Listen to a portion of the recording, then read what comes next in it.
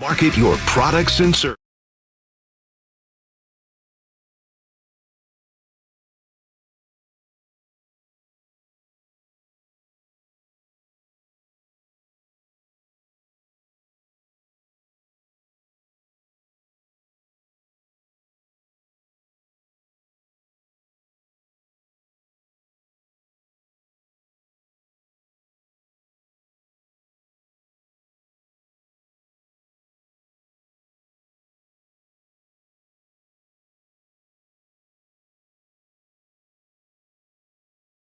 Mike Missanelli Show right here on 97.5 The Fanatic. We got a lot to talk about with the Phillies today.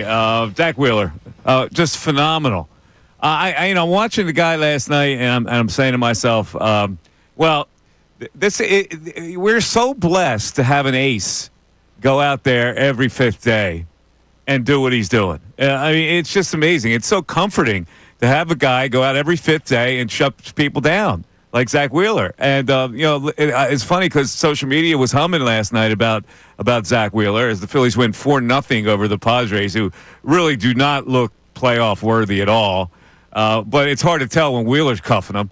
But in any event, like if you had a big game, that somebody asked this on social media, and I thought we'd explore this.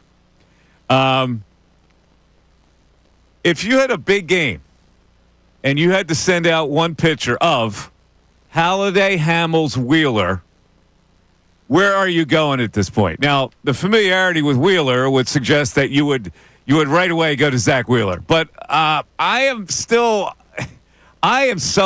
so enamored with Roy Halladay that if I had a big game, a guy who pitches a no-hitter in postseason play, I would go Halladay. So let's just decide this right away, and we'll put this out there, social media and our text board and all that. Ray Dunn is with me today. Ray, if you had a big game, would you pitch Halladay, Hamels, or Wheeler? I'm throwing Wheeler out there. You're taking Wheeler. I'm absolutely over taking Roy Wheeler. Halladay. Yes. Did we forget how good Roy Halladay was? I have not forgotten how good Roy Halladay was.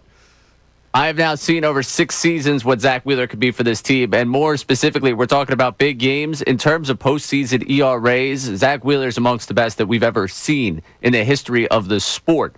And he's done this now over 3 postseasons with the Philadelphia Phillies, where it wasn't just a one-off game, it wasn't just a one-off occurrence. We've seen him in massive games, and you see him go on these dominant stretches. I loved watching Roy Halladay. We talked yesterday about exciting arrivals to this city. I absolutely loved everything you got from Roy Halladay. The Cy Young season, the perfect game, the no-hitter in the postseason. He gave you 2 incredible seasons here. I've now seen 6 incredible seasons from Zack Wheeler, and when the postseasons come around, he has been a consistent deliverer for this team time and time again in the biggest moments. I would say if I had to, I know I'm a prisoner of the moment right now with watching him, but he has been big time for this team since they got him. And he is the most consistent thing you have going in this organization for the last 6 years. We're all prisoners of the moment. There's no question, especially in June. He has a .58 ERA. He's allowed just 2 earned runs in his 5 starts. Hitters are hitting 180 against him. He has a 0.87 whip. And I'm watching him last night, and these guys have no idea what he's going to do. They fear the rising fastball, the one above the zone, which he gets people out on. But then he'll twist the breaking ball at their back leg, and they had no chance. And it was that dominant. I'm still going Halladay. I don't know. I was so enamored with Roy Halladay. I couldn't wait to watch him pitch. Wheeler is kind of the same thing, but I don't know. I'm still choosing Roy Halladay. And I don't blame you for choosing Halladay. I mean, you look at the career that he had, and obviously his best years in Toronto, he didn't have a lot of opportunities to pitch in the postseason because of the team that they were. And if you went through the all-time discussion, there's no question Roy Halladay is the pitcher over the 2 of them. But what I see night in and night out with Zack Wheeler, watching something absolutely special. And I'm so thankful the Mets couldn't figure out how to tap into the best version of him, and it happened here. Because he has been probably one of the great steals that this organization's ever got by signing him away in 2020 and making him a Philly and what we've gotten over the last 6 years from him. Who signed him? Clentak, right? Not Dombrowski. Clentak signed him and Harper. He had a couple of hits in there. I think we got to give the guy a little bit of credit. We hated Clentak, but he got 2 studs that are the backbone of this team. I give Middleton more credit there for Harper. Okay. I think someone wanted the keys to an organization. Middleton was like, "Yeah, man, here you go." All right, speaking of Harper, let's get to the ominous stuff. And let's play what he had to say pregame, and then I want you to digest this and let me know how you feel about this, because I don't feel good. All right, and I don't want to. I don't want to spew negativity over the airways. I get feels and I get instincts, and it takes over, and I can't help myself, and I'm sorry for that. But here's what Bryce Harper had to say about his wrist situation prior to yesterday's game that he finally got in and started. Bryce, ultimately, what went into your decision, and why was it time for you to come back?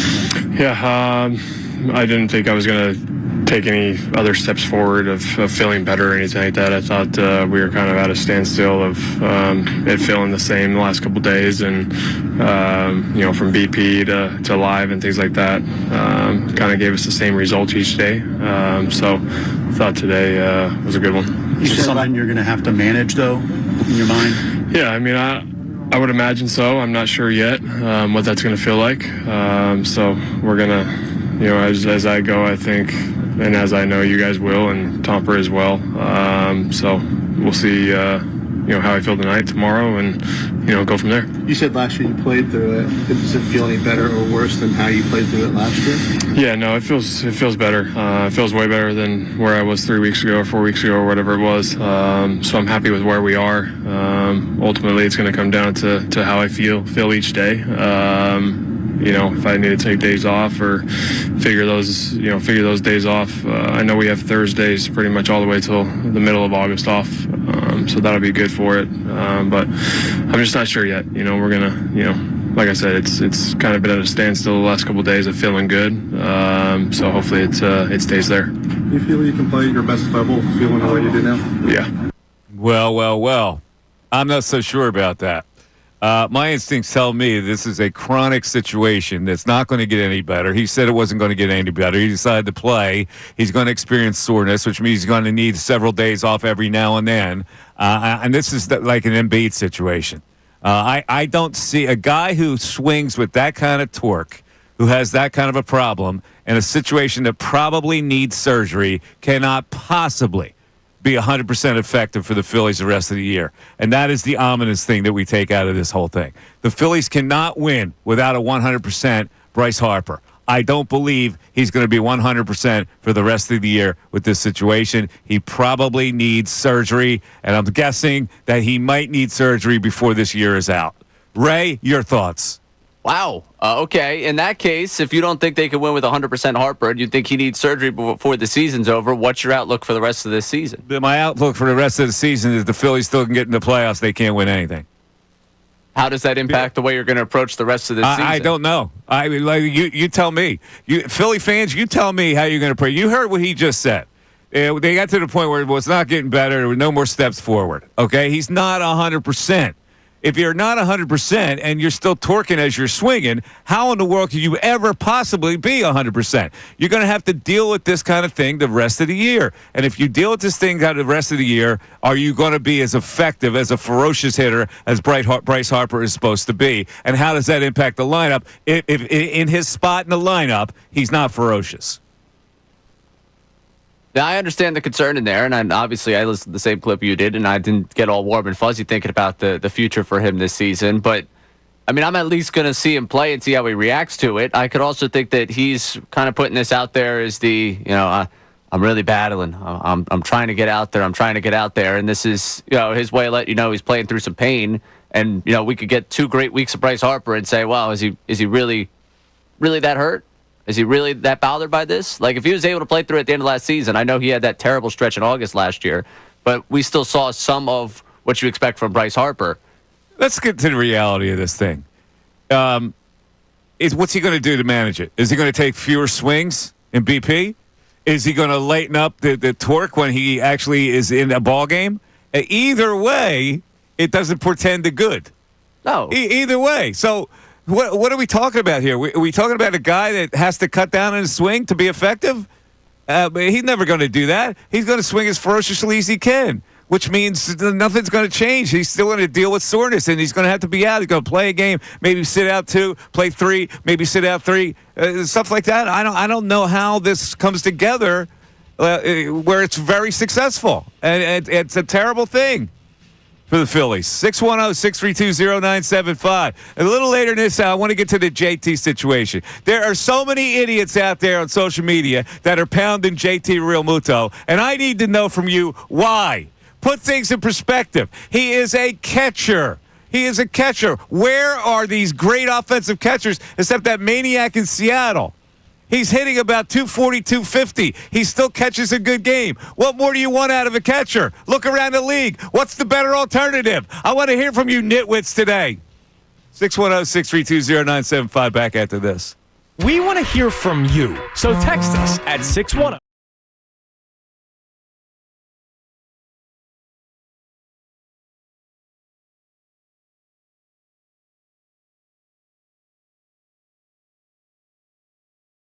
Correct line, so text us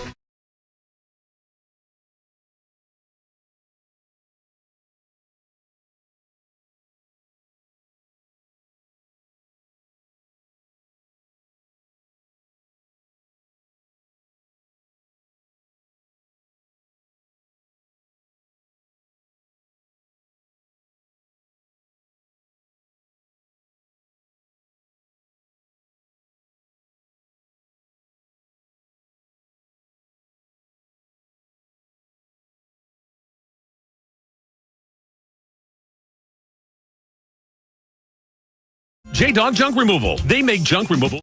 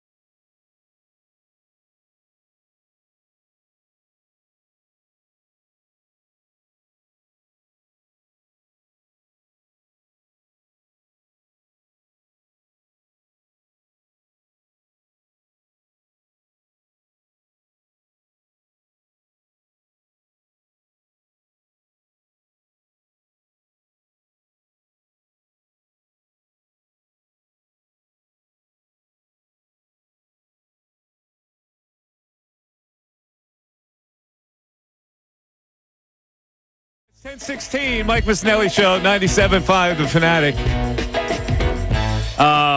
Let's hold on to. Let's go with this JT situation. All right. What are people wanting? JT Realmuto makes a lot of money, right? What are people wanting from JT Realmuto that they think they can get somewhere else? Can you explain this to me, Ray? I mean, I think watching him ground into endless double plays, endless ground outs, I think is what has people a little nuts about him right now. And I think the amount of money he's making also plays into this as a catcher, because while you don't get a lot of offense from that position, you typically don't have as many high-priced guys at his level of earnings right now. I think a 665 OPS for him is probably a little much. The biggest thing I would like to see with him, if he's going to hit this way, he's obviously still a very good defensive catcher. I'd rather just drop him in the order. I don't need him coming up in the middle of my order. But here's the thing. How can the Phillies do better? In fact, not only can they not do better, I think they have to extend JT Realmuto. Ooh. They have, like, where are they going to go at the catching position?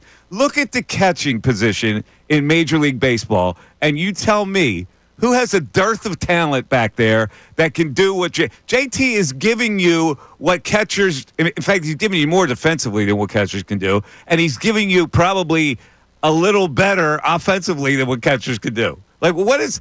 Yeah, I have to look at the collective batting average of catchers in big league baseball, and I will guarantee you that it's below JT Realmuto's batting average. I mean, we could pull that one up. I don't know. Like, the batting average for me, I would rather go with the OPS here if it's 665 for him. Okay, I mean, who's doing that? Give me another catcher that's doing it. Give me an alternative.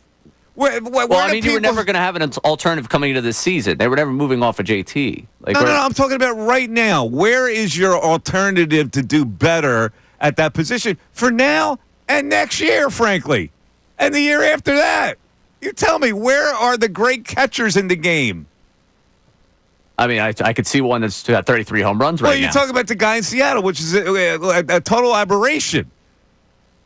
That's one guy. That's one guy in baseball. But when you look at the way this team's constructed right now, the amount of money you have invested in JT Realmuto, people would want more offense. I'm not saying you pay him the same money. I'm saying that is anybody going to pay him that kind of money around baseball? No. What he said, would you pay him to extend him a 2-year contract at $15 million a year? Would you do that? Well, 15 a year? Yeah, 15 a year. Because you don't have an alternative. Yeah, I mean, that would be I'm backed into a corner. I've got nothing else. Oh, okay. Well, that's what the catcher position is. It backs you into a corner. While we're doing this here, I've got qualified players right now. So there are 10 qualified hitters from the catcher position. Okay. JT's OPS ranks 8th amongst those 10 catchers. Okay. All right. He ranks 8th. Everybody's mediocre. Is every OPS number mediocre? I mean, obviously there's Raleigh. There's Will Smith out in L.A. who's at a 945. Will Smith is the exception. Hunter Goodman's an 844. Who's Hunter Goodman? Out in Colorado. Oh, haven't quite Hunter Goodman at Colorado? Okay. Alondro Kirk's a 790. Alondro Kirk, the little spark plug fire hydrant looking guy. O'Hoppy's 722. O'Hoppy, the guy they traded for Marsh. Contreras, 706. Contreras, okay. Rutschman's a 691. Here's my point.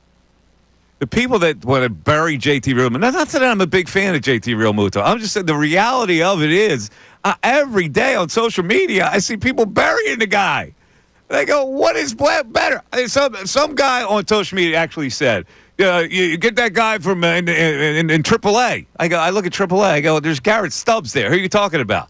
He was talking about the guy in AA. Who said 15 at-bats at Reading. I mean, that's not realistic. No, of course it's not realistic. Nothing is realistic. So shut up about JT. That's my point. I would just like for him to have an OPS maybe better than Austin Wells. Listen, I don't know if he can at this stage of his career. He's getting older. My point is you can't do any better at that position. You can't do any better for this pitching staff. You can't do any better in general. You're not going to acquire anybody that's better than him. What are we talking about here? There's nobody in the minor leagues that you got the kid who's 19 years old. He's 3 years away. So by that logic, though, are we not supposed to complain about Castellanos? You can complain about anybody. I'm just saying, for JT, there's no alternative. There might be an alternative in the outfield if you add outfield. There's no alternative to add a plus at catcher. Well, I mean, I don't think there's an alternative there, like in right field. Like, I don't think they're going to do anything to address right field specifically. Right field, he's hitting 280. You're going to replace him. But what I'm saying, by your logic, if we can't complain about guys because we can't replace them, who are we complaining about? We can complain about anybody. I'm saying when it comes to complaining about the catcher, you got to have some kind of an alternative that's better. And you don't have an alternative that's better. Well, yeah. They want him to be Johnny Bench. He's not Johnny Bench. He's not going to be Johnny Bench. At this stage of his career, he's a 240, 250 hitter who still is a pretty good defensive catcher. And I go, do better than that. Give me better than that. And I understand what you're saying there. My biggest problem with him, I'm not with the people who are like, you have to go get this person or call up this person, change everything, is I think that now this veteran respect that's always shown by Rob Thompson to these guys in the lineup, I don't need him hitting sixth in this lineup. I don't need him. If you want to drop to 7-8 where a typical catcher who has this level of production hits, that's where you should be batting. Your problem is with Rob Thompson. Pretty much.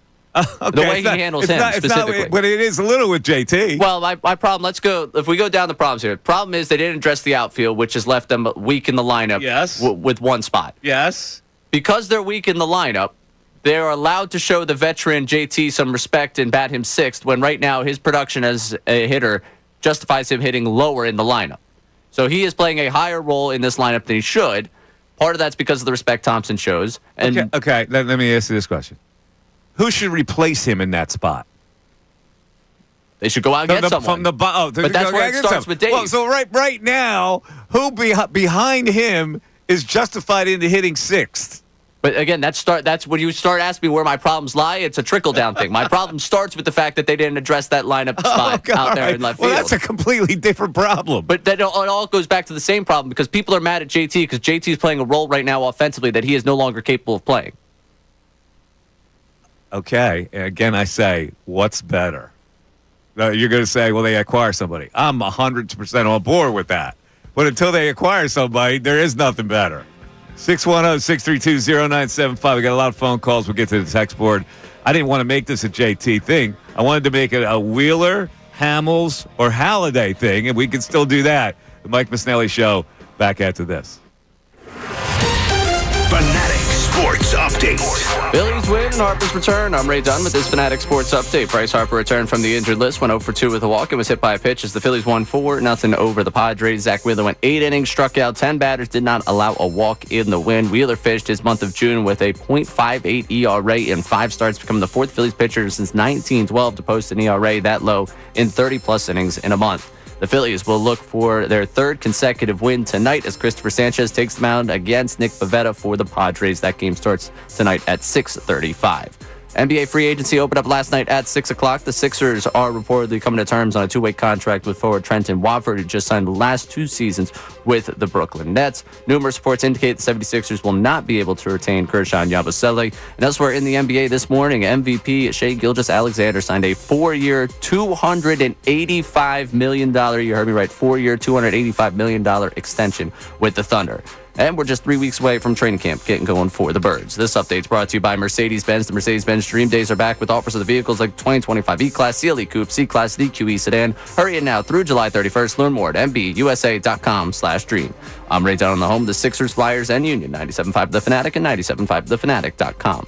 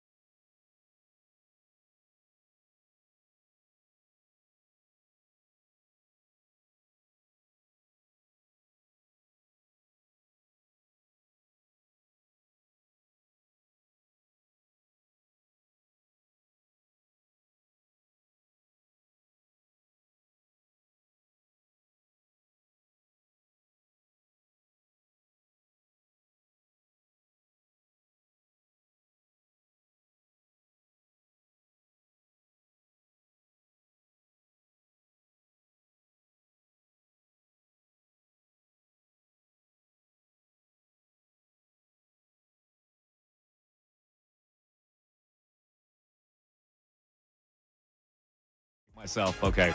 Today, I've made myself the 17th assistant general manager in the Phillies front office. They have 16. I'm making myself the 17th. And every day I'm coming in with my cup of coffee as I'm sitting around the boardroom there, and I'm going, fellas, here's what I have to say today. You have no choice but to re-sign Kyle Schwarber and JT Realmuto. And I'm going to say that every day when I come in here as I put my coffee on my desk, because that's the reality of the situation. And if you're thinking of something else, you're thinking wrong. You got no alternative for a 40-plus home run hitter. You've got no alternative for a catcher, even though he's going to be 35 years old or he's 35 now, whatever it is. I've got no alternative. We got to re-sign him. We got to re-sign him at a decent price. I got to give Kyle Schwarber $25 million for 4 years. I got to give JT at least 2 more years and maybe $15 million a year. But I got to do it now. All right. I'm done off that soapbox. I'm the 17th assistant general manager, right? Congratulations. Thank you very much. I appreciate that. And that's my only contribution. Every day I'll say this. Did that visual come from the room in Moneyball where they're all sitting around? Is that where you kind of in that room? Exactly. Who's this? That's Pete. Does he have to be here? Yes, he has to be here. That's Mike. Yes, he has to be here. Mike, what do I care about? Did you ever play ball? I played T-ball. You're the new head scout. All right.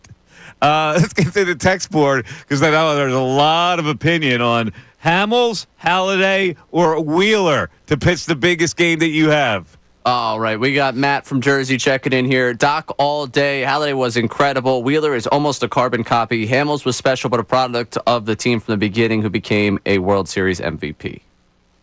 Okay, so I think he goes Halladay, Wheeler, Hamels. I think Halladay, Wheeler, ranking. Wheeler's Hamels. That's a shame. The Hamels is probably going to get third on this. Probably. All right, so that's one for Halladay. Go ahead. Yes, we got some people chiming in on the JT conversation as well. JT's offense since his extension has been offensive. Yeah, again, you're looking at the money. Did they overpay him? Probably overpaid him. Give me something better than what you got with JT Realmuto. Go ahead. Give me something better. Don't just say it's been abysmal. Well, okay, it's been abysmal. What are you going to do about it? He's hitting 240. How many hits does he have, first of all? He's got enough hits this year, doesn't he? He's not driving it for power, but he's got a lot of hits. He has 70 hits? 64. Oh, it's 64 hits. It's not chicken feed, 64 hits. No, it's not. I mean, I'll go back to the catcher thing and try and compare it to what the rest of the position looks like. And we got people that are agreeing with you too. First time texter here. Preach, Mike. Anyone that thinks we can do better than JT knows nothing about baseball. Listen, I'm not. Again, I don't look at JT Realmuto like he's Johnny Bench. I don't.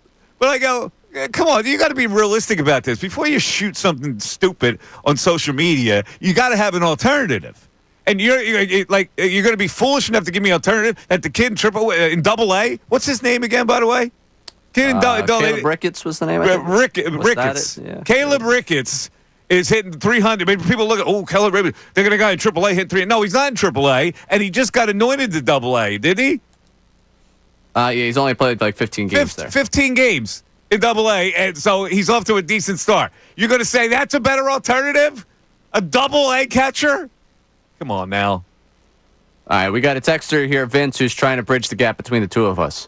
You and Mike are both correct. Re-sign JT at a reduced price, but he's now an 8-hole hitter. Okay. I'm okay with that. I'm not saying he should be up in the lineup. He's an 8-hitter. He's an 8-hitter. But this nonsense about we got to move on from JT. Move on where? This is the catcher position. There aren't a lot of offensive catchers in the game. And one last one for you here. Tom from Lansdowne. Roy is a stud. Wheeler is great. Hamels very good. Had great moments, but never won 20 or a Cy Young. Averaged 11, 12 wins. And I also agree. Kyle Schwarber has to get re-signed as well as JT. A 2-year deal. More rest for him to come. Mike Missanelli, assistant GM, the 17th guy, very low on the totem pole. I got to see. I'm not even sitting at the table. I'm one of those back row seat guys. Oh, you got like the back corner seat? I got the back row seat, and I chime in every now and then. Mike, you got something to say? Yeah, re-signed Schwarber and JT. I'm done. even have someone to put your coffee while you're sitting there? I don't even have someone. I got to hold my coffee. Geez, I'll take it. I'll just hold my coffee. I don't care about status. Look at you. Hard working to get to the top of that 17 assistant general manager. Thank you very much. I lobbied hard for that 17th assistant general manager position. I'm just glad someone finally hired you after all those years. Exactly. Now I have to get coffee for some people. All right, I don't mind it. They're going to send you down to the Dominican to scout. They can send me anywhere just to get me out of the room. I'll call every day and say, "Hey, you got to sign Schwarber and JT."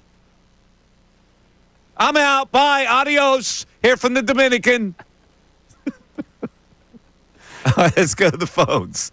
Let's go for Jamie in D.C. checking in. What's up, Jamie? You're on 97.5 The Fanatic.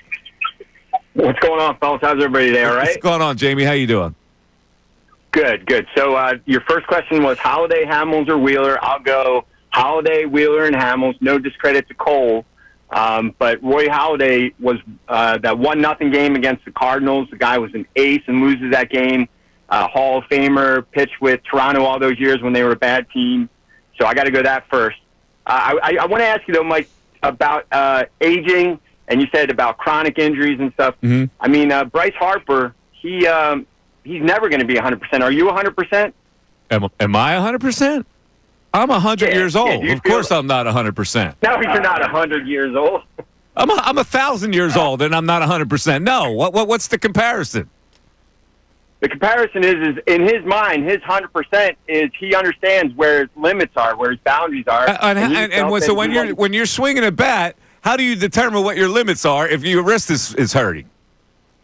I would say based on pain tolerance. So what do? Swing easier? You can't. There's nothing you can do about it. You can't tell a guy like that. No, you don't. You don't tell a guy like that to swing easier. But you know, it's like anything else. The injuries you have in your life, where you are as 1,000 years old, you have to grow and rest. And he's talking about Thursdays. I'll rest. I'll try to get my rest. You know. But it doesn't make the condition go away. That's my point. I believe the man needs surgery. Okay, I believe he needs surgery. We're talking about a guy who needs surgery trying to play out the rest of the year. But even surgery may not fix it. Why wouldn't surgery fix it? Surgery would fix whatever he's got in his wrist. Surgery would fix. It's different than a knee, a chronic knee. He's 30-something years old. For 20 years, he's swung that hard. As a he's not 30-something years old. How old is Bryce Harper? How old is he? He's not. 32? He's 32. 33? So for 16 years, since he was 16 on the cover of all these, the future phenomenon, he's been swinging hard. Jamie, I get it, but there have been also surgeries to wrist, hamate, bone. You come back 100%. Now, a chronic knee condition is different. I believe that the guy needs surgery. I believe that he's going to play with this kind of pain the rest of the year. It's going to be in and out of the lineup. It's not good for the Phillies. It's just not good. Just because he says he's going to manage the pain doesn't mean he's going to be effective. 610-632-0975. Back after this. Do you feel unfulfilled? Do your afternoons feel like Groundhog Day because you keep hearing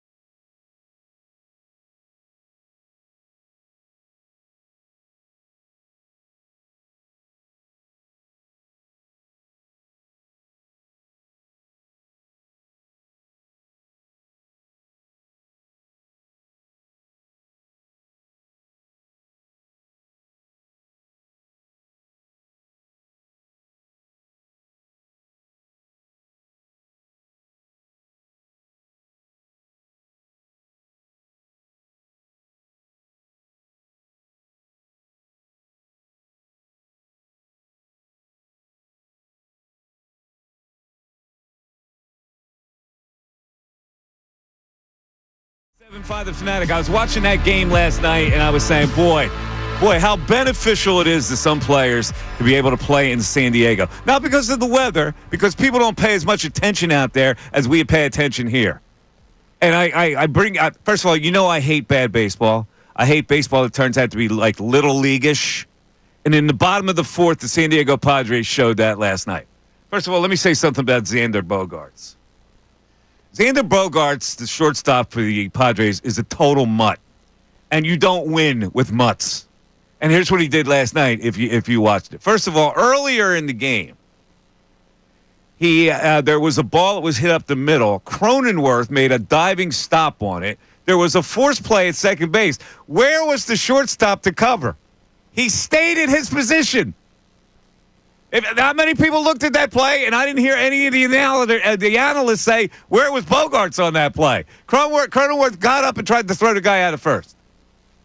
Second of all, he hits a ball off the wall. He goes into the trot early. He realizes it's not going out. Then he starts running. He gets a single out of that. A shortstop.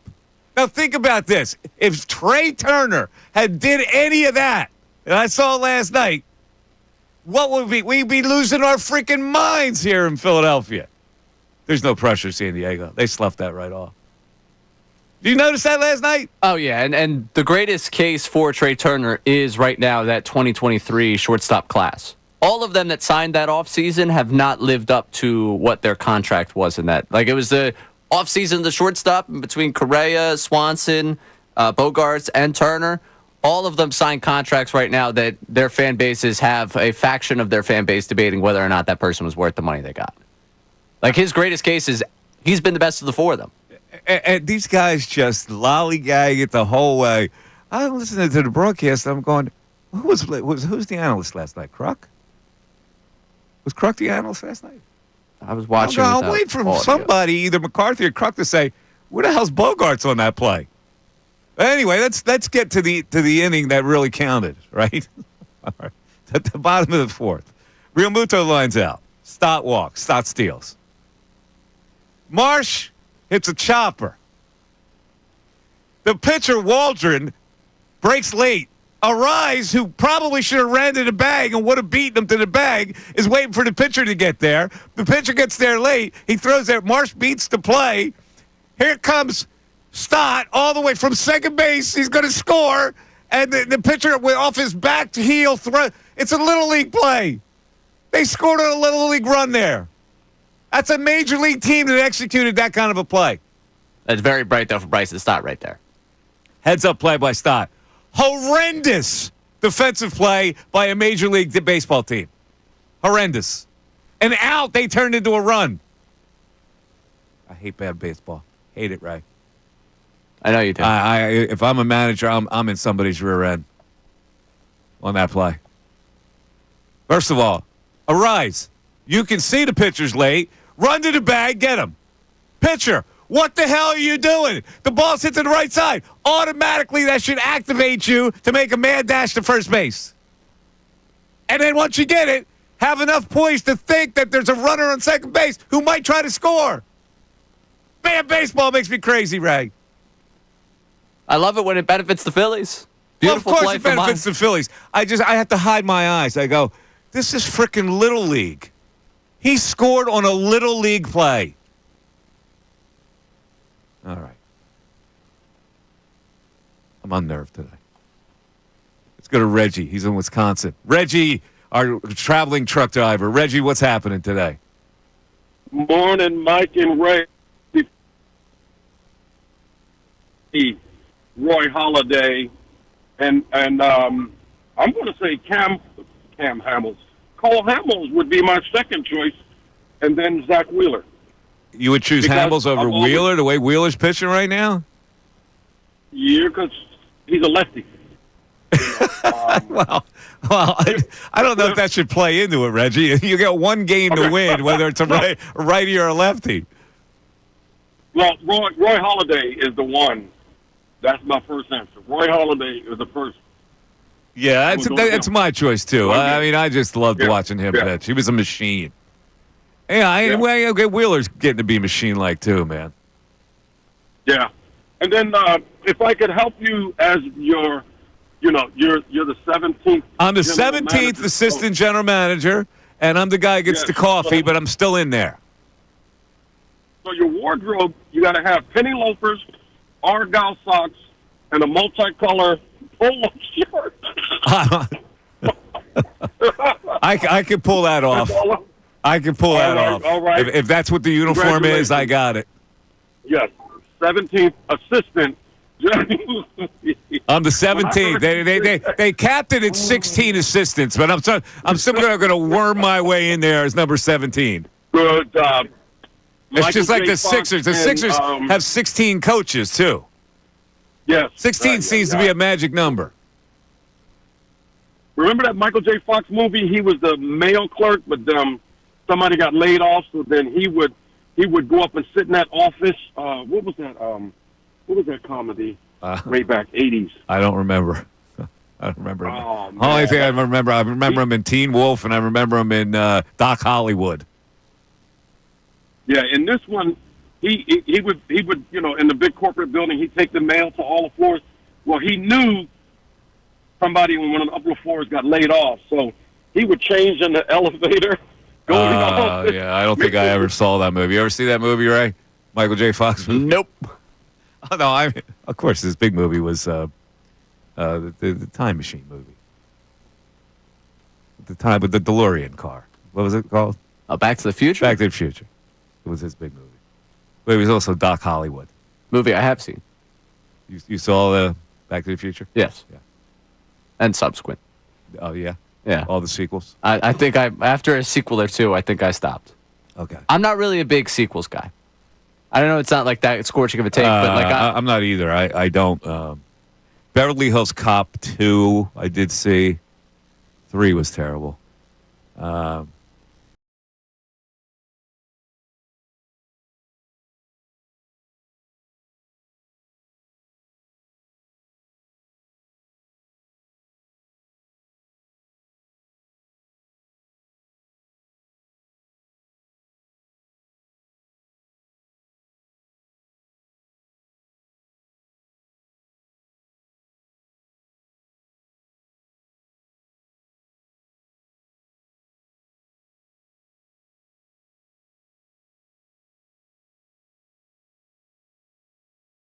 To this. Fanatic Sports Update. Phillies win and Harper's return. I'm Ray Dunn with this Fanatic Sports Update. Bryce Harper returned from the injured list, went 0 for 2 with a walk and was hit by a pitch as the Phillies won 4-0 over the Padres. Zack Wheeler went 8 innings, struck out 10 batters, didn't allow a walk in the win. Wheeler finished his month of June with a .58 ERA and 5 starts, becoming the 4th Phillies pitcher since 1912 to post an ERA that low in 30-plus innings in a month. The Phillies will look for their 3rd consecutive win as Christopher Sanchez takes the mound against Nick Pivetta for the Padres tonight. NBA free agency opened up last night at 6 o'clock. The 76ers are reportedly coming to terms on a 2-way contract with forward Trendon Watford, who spent the last 2 seasons with the Brooklyn Nets. Numerous reports indicate the 76ers will not be able to retain Gershon Yabusele. Elsewhere in the NBA, MVP Shai Gilgeous-Alexander signed a 4-year, $285 million extension with the Thunder this morning. At 4 years, $285 million extension with the Thunder this morning. And as of today, we are just 3 weeks away from Eagles players arriving for training camp. This update is brought to you by Mercedes-Benz. The Mercedes-Benz Dream Days are back with offers on vehicles like the 2025 E-Class, CLE Coupe, C-Class, and EQE Sedan. Hurry in now through July 31st. Learn more at MBUSA.com/dream. I'm Ray Dunn on the home of the Sixers, Flyers, and Union. 97.5 The Fanatic and 97.5thefanatic.com.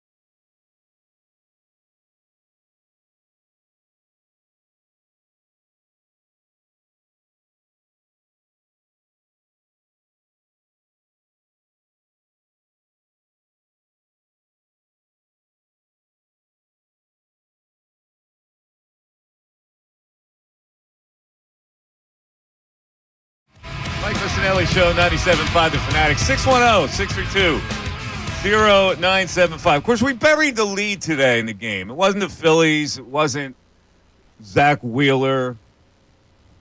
There you go. It wasn't big game pitch. It wasn't JT. We buried the lead, right? The Sixers, according to a source, right, have signed free agent power forward Trenton Watford to a 2-year deal. Get excited! So, Trenton, don't call me Quincy Watford. Just shout out to you Temple people. Isn't there Quincy Watford? Wadley. Oh, Wadley. Sorry. Quincy Wadley. Great guy. This is Trenton Watford. All right? Power forward. So, I got my roster right in front of me so far. You tell me if I'm missing anybody. Your guard allotment right now, Maxie McCain, Edgecombe, Council, Lowry, and maybe Grimes. We'll see. Grimes at $25 million. He's going to find out that that's not available to him, and he'll come back with the Sixers, and they'll match whatever offer he gets out there. So Grimes will probably be back. So that's 6 guards. 4 centers. B, Drummond, Broom, Bona. They're a little short in the forward area. Oubre, George, and Watford. Am I missing somebody? The kid that played with him last year from Alabama? Is he still on the roster? You know what I'm talking about? From Alabama. Yeah, the kid who looked like he belongs in the G League. Alex Reese. Oh. Is he still on the roster? He's still got a 2-way, yeah. I think he's still one of their 2-ways. Yeah, Alex Reese. I forgot about him. I would imagine, though, Watford coming in, I don't think they'll give Broom. I think Broom will end up on a 2-way. Yeah? Oh, I don't know. Maybe Broom is the combo 4-5 guy. They keep their draft pick. College player, almost college player of the year. Yeah. That's your roster. How you feeling about it? What, you think I'm about to tell you they're going to win 50 games? I'm just asking. I mean, it all comes down to the 2 guys that you're paying $50+ million a year being good. Oh, you mean Embiid and George? Yeah. Oh, okay. That, and again, if we want to talk about this, if in the world where they're both healthy, if we want to suspend belief right here for a second, we're talking similarly to last offseason about the fact there's still lack of 4. Yeah, I forgot that they're talking about bringing back Alex Gordon. Because they need him in the locker room. They need him in the locker. See, this is the thing. What, are you kidding me? Seriously? Your team is bad. You need to carry a 39-year-old and a 40-year-old guy for locker room camaraderie? What are we talking about here? Enough. You really need Kyle Lowry on his team. Really need Eric Gordon. Oh, God, I'm so miserable today. Let's go to Joe in Mansfield. Joe, you're on 97.5 The Fanatic. Joe. Yeah, Mike, I'm probably one of the people that are talking about JT Realmuto. As a fan, he's very frustrating. Hear me out. He's very frustrating with the ground balls to the shortstop and third baseman. Yeah. But objectively, you look at it, he's probably average offensively and defensively still well above average. Yeah. Like you said yourself, you can't really – there's no alternative to it. How do you do better? At the catching position, how are you going to do better?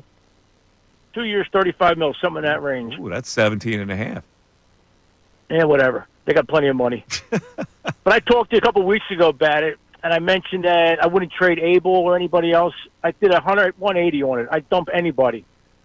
I think with their pitching staff, if they score 3 runs a game, they could win any game. I mean, and the playoffs you score less, but they just couldn't fortify the bullpen. If it was a 7-inning game, you could start the parade right now. Yeah, well, I like the rumor that's out there that they're looking to acquire those 2 guys from the Pirates, including David Bednar. I heard that too. Yeah, I mean, I like that move at all. That's going to definitely cost you a major prospect, though. Who cares? I mean, even like Miller, Crawford, even Painter. I remember Kyle Drapeck when he was coming up. He was untouchable. Yeah, you're not going to trade Painter for a relief pitcher. Well, like I said, they ended up trading Drapeck, and they got. I think he was in a holiday deal, wasn't he? Yeah, Painter's a better prospect than Drapeck, though. Yeah, like I said, but potential means it only means just haven't done it yet. So yeah, no, I hear you. I wouldn't for 2 relief pitchers in the Pirates. I would not trade Painter. You would probably have to let Aiden Miller go. I probably wouldn't trade Crawford either. But you would probably have to include Aiden Miller in that deal and some lesser prospects. Right? I don't know. No? I don't know how the market's going to develop here, but you look at both those guys. I think both of them are rentals. Now, it is two relievers, and I don't know if they're going to package both of them. They're going to get a good return for them. But I don't know if you're able to give them a package of a couple of not your top 3, but somewhere in your top 10, and maybe they take it because, again, they are guys that they will not get anything for if they walk this offseason. Yeah. I mean, if someone's got a top, incredible prospect that they're going to throw to them for those two guys, okay. Mm-hmm. I will say I'm very intrigued to see the reaction of this city if they do end up getting Bednar and people realize that he was set down earlier this season. He's looked very good since he came back. Yeah. But I'm very intrigued to see the way people react to him specifically if he's the move at the deadline. Mm-hmm. And Santana, who has found it this season, and I've been a big fan of watching him. Aside from the fact that I think he did swing at a fan over like a week or two ago. That took a little bit of a shot, but yeah. I'd be interested to see the way people react to those two guys specifically and that type of move, but I'm not against those two. But I don't know necessarily if it's going to be a Miller level guy. I don't think I would go Miller in that scenario. All right. Well, I just that's my feel. They would have to give up somebody decent. All right, 610-622-0975. You're listening to the Mike Missanelli Show, WPN HD1, Burlington, Philadelphia, Beasley Media Group Station, broadcasting live from the Comcast Business Studio, powering possibilities. The Phillies blanked the Padres last night. I saw all I needed to see with the Padres. I don't think they're a viable contender. The Phillies are definitely a contender, but there is this situation with Bryce Harper right now, and I want to play what he had to say before the game about his long-term health. And you tell me what you think this means, Ray? Bryce, ultimately, what went into your decision and why was it time for you to come back? Yeah, I didn't think I was going to take any other steps forward of feeling better or anything like that. I thought we were kind of at a standstill of it feeling the same the last couple of days, and from BP to live and things like that, kind of gave us the same results each day. So I thought today was a good one. Is it something you're going to have to manage, though, in your mind? Yeah, I mean, I would imagine so. I'm not sure yet what that's going to feel like. So we're going to, as I go, I think, and as I know you guys will, and Tomper as well. So we'll see, how I feel tonight, tomorrow, and, go from there. You said last year you played through it. Does it feel any better or worse than how you played through it last year?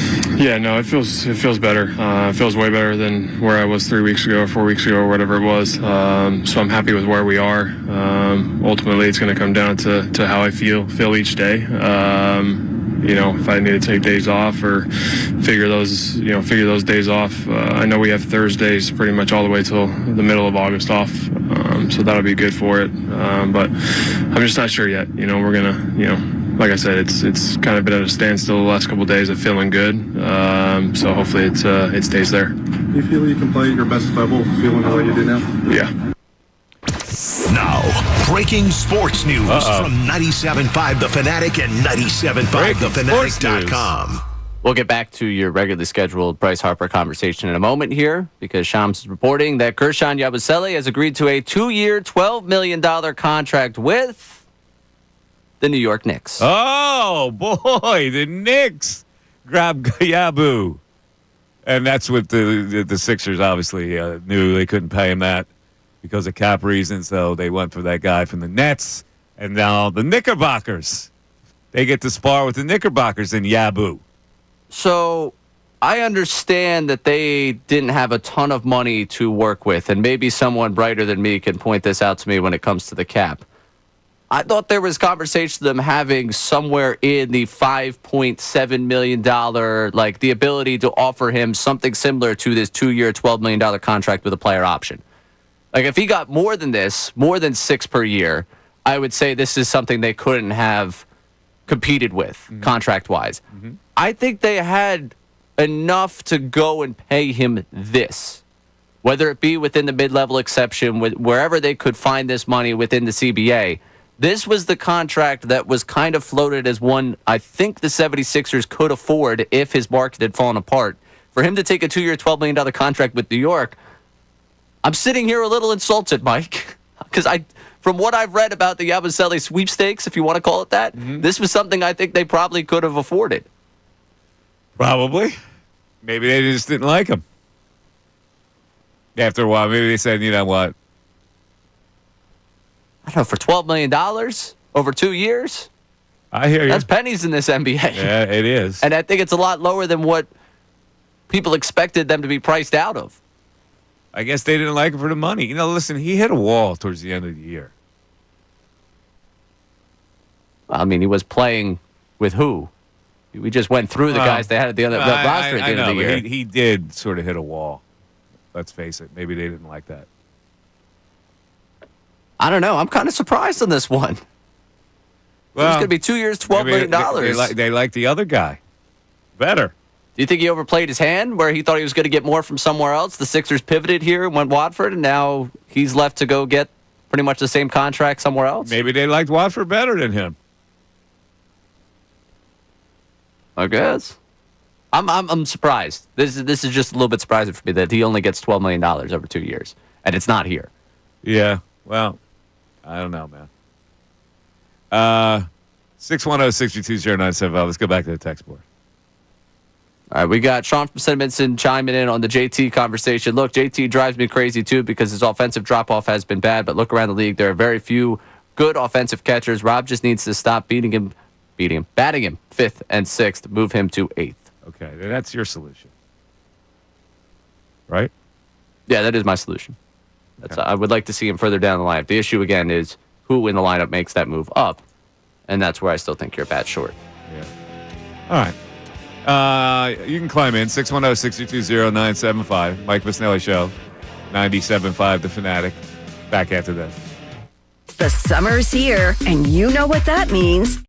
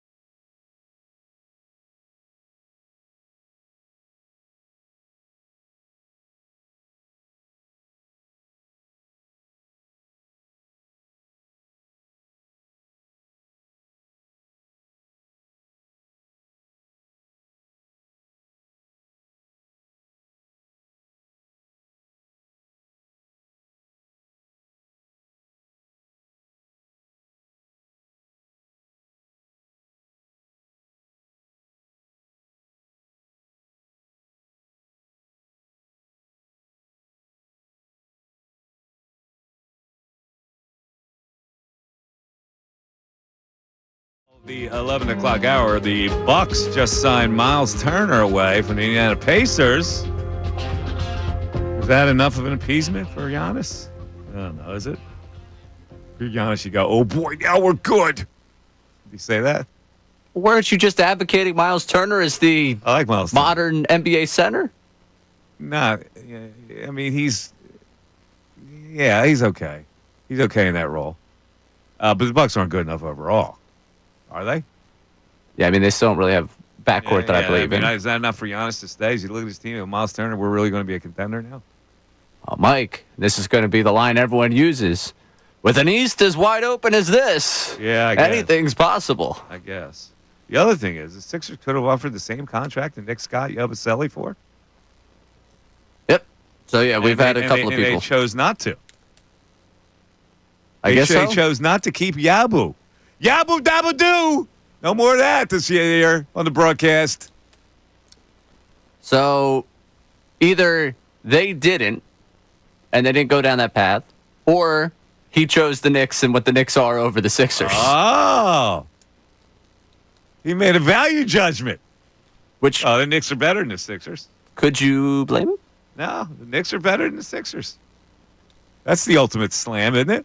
With Embiid and Paul George, he chose the Knicks over the Sixers. All right, to all the people out there, how many of you would also have chosen the Knicks over the Sixers at this point? Let me just go down the roster again, see if we got this right. Maxime Kane, Edgecombe, Council, Lowry, maybe Grimes, Eric Gordon. Embiid, Drummond, Broom, Bona, Oubre, George, Alex Reese. No Watford, because that would have been Yabusele. Throw Yabusele in there. Does that make a difference? I mean, he fits with this roster. Again, if you go to the whole when this roster is healthy conversation, still needs a 4. I got to be honest with you. I tired of Yabu by the end of the year. He wasn't doing enough for me, I would say. Boy, we really need to keep him. I mean, again, at that price point, though, Yeah. If you need a 4 on your roster, you have a 4 here. Is Watford the same player? Probably is. And if you what did he average? 10 a game last year? I got a scouting report on him from somebody in the league. Want to hear it? Absolutely. Here's the scouting report I got from somebody in the league. He's pretty good. Clueless, but good. Backs guys down and scores at will. All right. But clueless, but good? What does that mean? He doesn't have a sophisticated head for the game? Yeah, you're going to be complaining about him by You think December? so? Like I complained about Paul Reed not having a feel for the game? Mm-hmm. Yeah, clueless to me does not scream someone. Like I complained about Ricky Council not having a head for the game? Clueless to me screams that you're going to be talking about this guy needing not to be on the floor by December. Oh, boy. Well, that's not good. No, but hey, if they think he's going to replace Yabusele, and again, I'm not telling you Yabusele's a perennial all-star in this league. Yeah. It's just $6 million to me is not enough. They could make the offer. They seemed like they liked the guy. He had been here, and he fits the need there. I'm sitting here saying I guess he wanted to be somewhere else because I don't know where the downside of them using the mid-level exception on him was. Okay. All right. Well, listen. Well, I can't wait for the season to start, frankly. Oh, I'm sure. I can't wait. I want to see what's up. I want to see the people who have blind faith that the Sixers have been cured, that Embiid is cured, that Paul George is cured, that everything's going to be good in this wide-open East, that the Sixers are going to be a contender and a player. Well, Embiid's not good. He's going to be ready around training camp. Remember that. Around training camp. He's going to be, that's right. That was the latest that we heard. He's going to be around. And then we're going to go through the same things we did last year, right? Am I right? Am I right? When do we get our first ramping up drop? Oh, boy. All right, let's get back to the Phillies, and let's get back to this Harper thing. I don't know if people are having the reaction that I'm having, but according to what he said, and we played the soundbite a couple times, the situation is at a standstill. He kind of feels the same. He is going to have to manage the soreness, but he does feel better than before the 3 weeks when he got out of lineup to rest this whole thing. What is the prospectus for the rest of the year for Bryce Harper? I don't think it's good. Just my instincts, just my feel. You know I go by feel, Ray. I know you do. If you have a soreness and it's not 100% and you're going to try to manage it, how do you manage it? It gives me tremendous Embiid fear. That's a horrifying comparison to think about right now. It gives me Embiid fear. I don't know how a guy who swings the bat like that can possibly manage this kind of situation. I think it's a situation that needs surgery. They're going to try to go through the rest of the year without surgery. He'll probably get it in the offseason. But what is the perspective? What is the bright spot here with Bryce Harper playing with this the rest of the season? That's what I want to know from people. What are your instincts telling you? Bright spot's in playing because, and especially for you, you don't have to watch Ido Kemp. So I know you're thrilled about that part of this whole thing. Hey, listen, it's not that I hate the kid. It's just I go, come on, man. We're in the majors here. We're in the major leagues. You can count on Ido Kemp to give you something? Do you not like the mustache? Is that what it is? You anti-mustache? No, it has nothing to do with the mustache. It has to do with being 25 years old and all of a sudden making a breakthrough. And the breakthrough that I don't see is that astounding, frankly. He's hit one fly ball home run, and he's hit a couple balls hard, but I don't see him as a viable part of your lineup every day. That's all. The Bryce Harper thing, though, like if you don't think he's going to be to the level that he needs to be for this team to compete, what does that in turn do with how you approach the end of this month in the trade deadline, how you approach the rest of the season? But that's the conversation you have to have.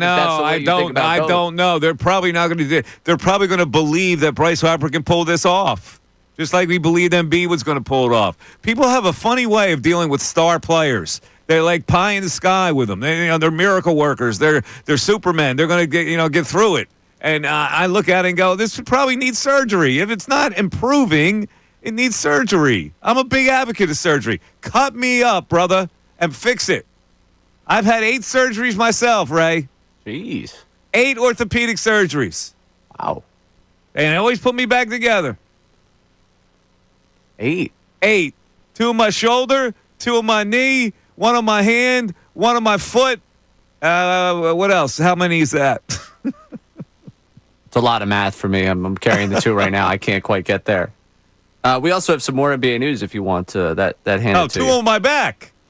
I forgot the 2 on my back, the most important ones. The 1 on the back that's that 8. You battled through. That's right. Phillies got eliminated. 2 on my back, 2 on my right shoulder, 2 on my right knee, 1 on my left foot, 1 on my hand.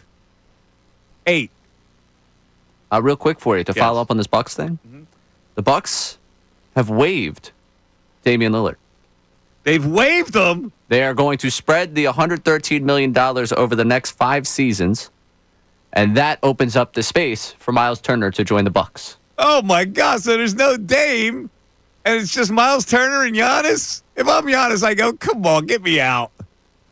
I'm not going to play with this team, Miles Turner or not. He had the torn Achilles. He wasn't going to play. They needed the space. Yeah, you know what this tells me? Miles Turner tells me I got miles to go. I'm out. If I'm Giannis. Really? They waived him? Well, can they re-sign him again? Or they can't if they waive somebody? I don't know, but, that's a pretty desperate move to keep him there. Get rid of the guy on the Achilles injury. Just waive him. Pay all that money out because you need to sign someone else to try and entice. It's hardcore, man. Hardcore. This league's tough. 610-632-0975. One day it's Yabu. And the next day it's Damian Lillard. Mike Missanelli Show continues after this. Fanatic Sports Update. Phillies win and Harper's return. I'm Ray Dunn with this Fanatic Sports Update. Bryce Harper returned from the injured list, went 0 for 2 with a walk and was hit by a pitch as the Phillies won 4-0 over the Padres. Zack Wheeler went 8 innings, struck out 10 batters, and didn't allow a walk in the win. Wheeler finished his month of June with a .58 ERA and 5 starts, become the 4th Phillies pitcher since 1912, posting the ERA that low in 30-plus innings in a month. The Phillies will look for their 3rd consecutive victory as Christopher Sanchez takes the mound tonight. 6:35 first pitch. Nick Pavetta, the pitcher for the Padres. NBA free agency opened up the last night at 6 o'clock. The 76ers reportedly come to terms on a 2-way contract with forward Trendon Watford, who spent the last 2 seasons with the Brooklyn Nets. And now we got reports this morning. Gershon Yabusele signed a 2-year, $12 million contract with the New York Knicks. So the former Sixer find a home up in New York. And elsewhere in the NBA today, SGA with a 4-year, $285 million extension with the Thunder. And just now, Miles Turner going to the Bucks. Dame Lillard waived by the Bucks. His $113 million still left on his contract to be paid out over the next 5 years. In football land, we're just 3 weeks away from Eagles players showing up before training camp. This update brought to you by 2025 FIFA Club World Cup. The 2025 FIFA Club World Cup is coming to Philadelphia. Get ready for a global soccer showdown at Lincoln Financial Field. Don't just watch history. Be there. Get tickets at FIFA.com/tickets. I'm Ray Dunn on your home for the Sixers, Flyers, and Union. 97.5 The Fanatic and 97.5thefanatic.com.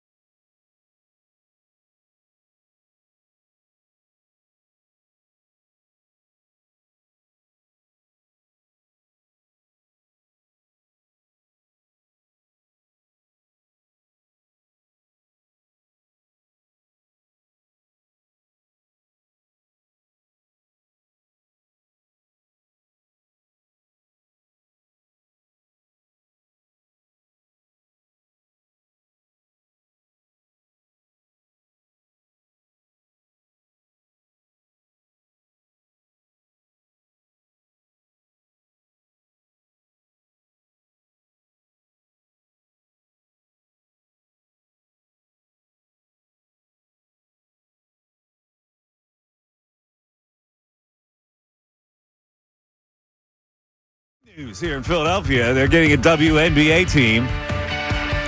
A lot of people on social media said that Dawn Staley should be part of the ownership group. Okay, that's fine by me. You want to make her part owner? That's fantastic. I'll make her player, coach, and general manager, too. I lure her away from South Carolina and make her run the team, GM coach. And we have to have a name for the team. And my colleague, I don't know if she put this out first, but I happened to see her tweet. Former colleague, Natalie Eganoff, put out a tweet that said, here's the name, the Philadelphia Sound. Now, that's a great name. The Philly Sound. Get it, Ray? The Philly Sound. There has already been a Philly Sound. Gamble and Huff, Philly Sound. Works perfectly. You could put notes on the jersey. All right. You know, what's a better name than Philly Sound? It's fantastic. I'm still going to shop around. It's not bad. What do you mean it's not bad? It's perfect. I'm still shopping the Philly around. Sound. All right. There's nothing else that works better than the Philly Sound. It's the perfect name. Ray, you're not feeling it. I'm surprised. Now, there's a lot of people not feeling WA in general. You know, you go on social media, there's all these chauvinists out there. WNBA, who cares? Who cares? Who else? I'm not interested. Not interested in what. Listen, it's your choice whether we're interested. The WNBA right now is a really good product. It has grown into a really nice product.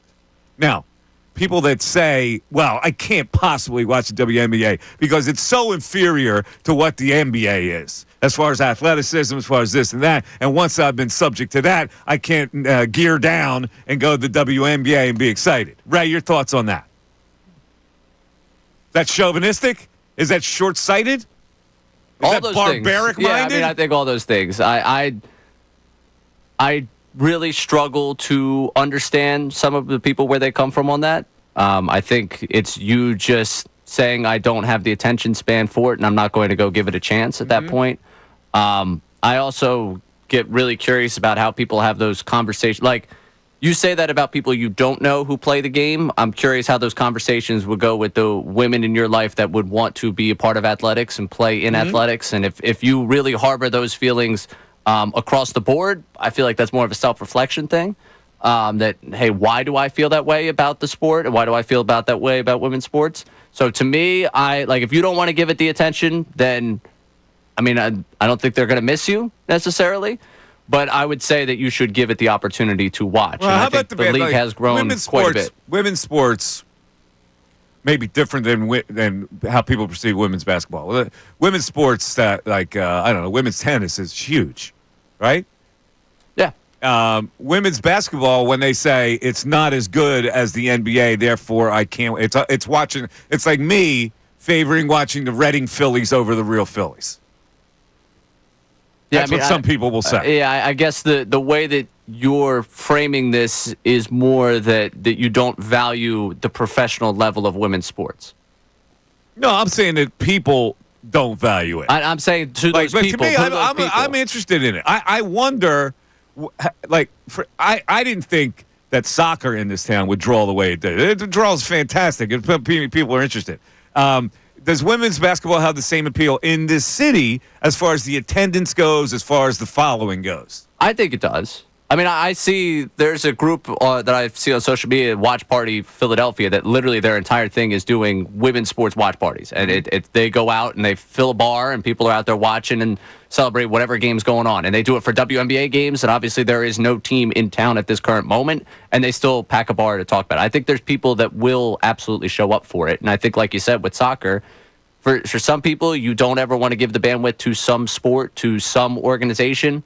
All right, that's your prerogative. That's what you do. You know, I'm not going to tell you, like, sit down. I'm going to keep your eyes wide open. You have to watch. Right. But I think to some people, you've closed off your mind to something that you might actually enjoy. No question that people have closed mind. We're not embracing it. I think this is fantastic for the city.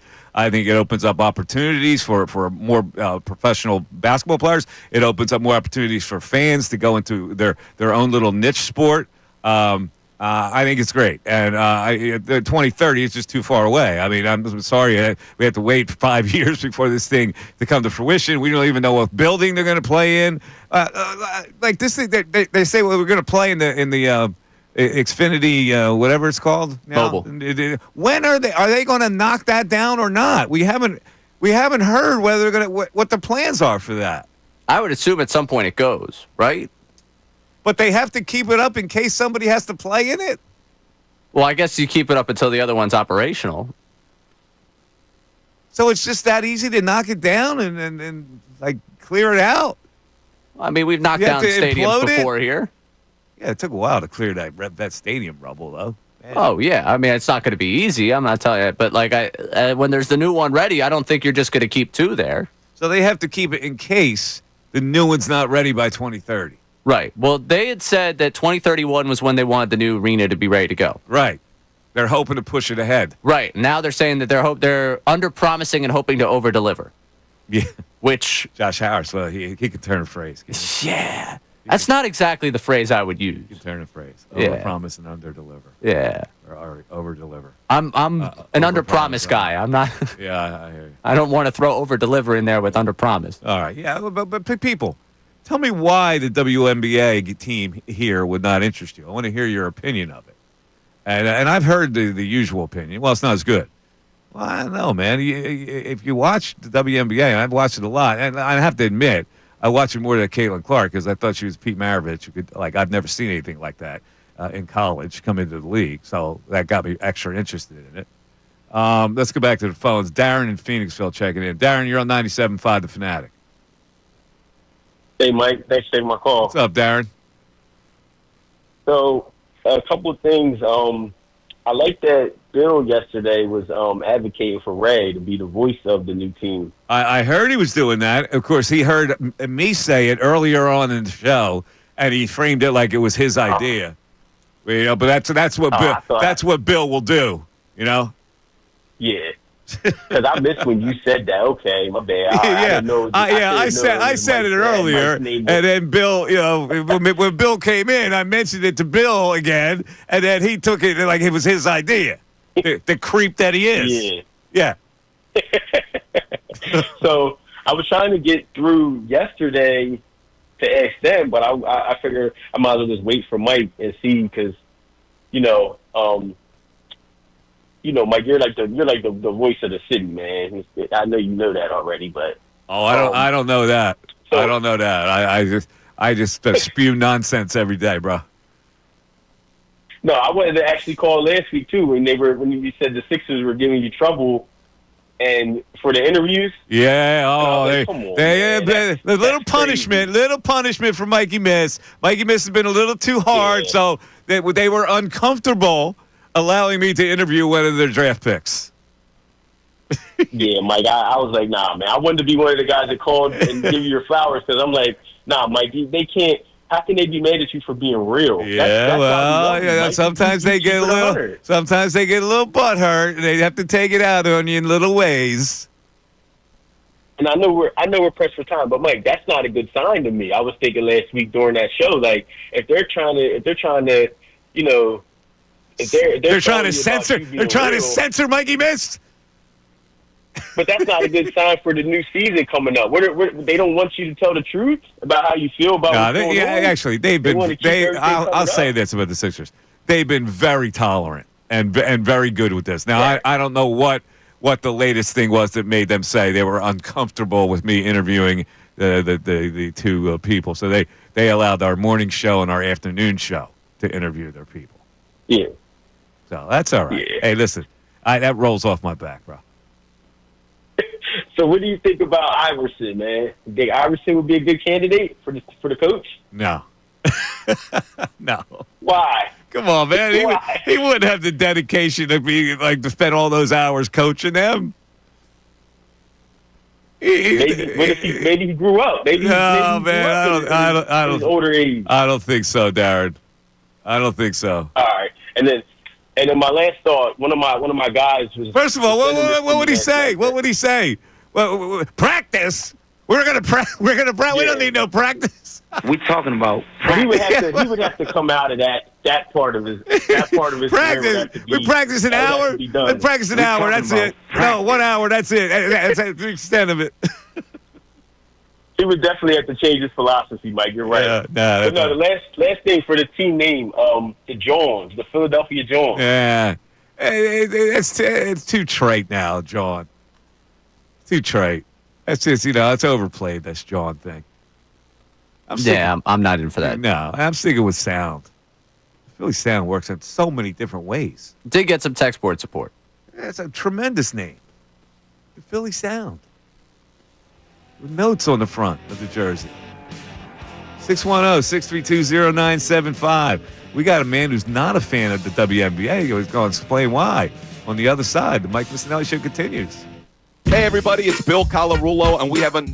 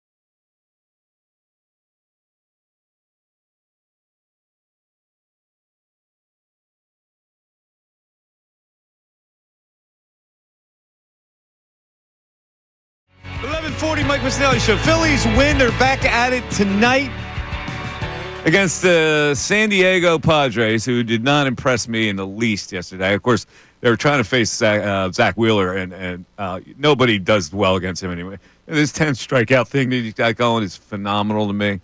He gets so many swings and misses. He's got so many varieties of pitches. When one's not working, he goes to the other one. The high fastball above the zone has been unhittable for him. And we asked the question earlier, if you had one big game and you had to send out one of these three pitchers, who would it be? Amongst Halladay, Wheeler, Hamels. One game to win. Who is your selection? Most people have said today Halladay. Am I right, Ray? Yeah, most have said. Most are also going in the order: Halladay, Wheeler, Hamels. We did get a couple of texts here. Unfortunately, Cole's going to get third choice on this. A couple of people pining for Cliff Lee in this conversation. Yeah, but Cliff Lee wasn't as dominant. Cliff Lee, I don't know, he was a bat-to-ball pitcher. Very effective, had good stuff. You couldn't really get a beat on what he threw. But I think Halladay and Wheeler are much more dominant pitchers. And Lee did it for, like, how many, 2 years? Well, here. Yeah, here. Specifically. For 2 years. But if we're talking about here, then, we're doing Philly's career. I would take Zack Wheeler's over Halladay's at least. And Lee's at least. And honestly... He was pretty dominant with the Blue Jays, though. But we're talking Philly's career. If you're saying it just 2 years. Yeah. Okay. I don't know. Halladay was a machine. I never looked at Lee like a machine. I looked at Halladay and I go, this dude's not human. Oh, no. And also the dichotomy of Halladay, the way he worked out, and finding out that Wheeler doesn't work out at all is kind of a hilarious. It really is. Two dominant pitchers approaching it two entirely different ways. Yeah, it is pretty weird. All right, so tonight we've got who's pitching for Christopher Sanchez. San Diego. Oh, Nick Pivetta. Oh no, my favorite pitcher of all time. I used to call him Nick Pivagina. He gave me agita. He is the biggest red-ass pitcher in the league. I can't believe he's still pitching. Oh, he's still pitching. And he's been effective, too, right? Oh, yeah, he's been effective. He's found a career outside of Philadelphia. Hard-throwing right-hander. Always could throw hard. Really didn't have location when he was here. 8. What's the odds on this game? We have any odds? 8 wins already for him this season. What are the odds? The odds for tonight's game. San Diego. Whoa! Phillies are minus 160. Pivagina getting no respect. Or Christopher Sanchez getting a lot of it. Minus 160. I might have to ride the Fighting Phils tonight. At minus 160. He's back to betting on the Phillies. And I hate Pivetta, so that's an easy call for me. So you'll get your left-handed lineup in there tonight. That means Kepler is back in. That means Marsh is back in. Woo. That means Stott's in the game. That means no Rojas, no Sosa, and certainly no Otto Kemp. I'm happy for you. Let's go back to the phones. Let's talk to John. Not a fan of the WNBA. John, you're on 97.5 The Fanatic. Why not, John?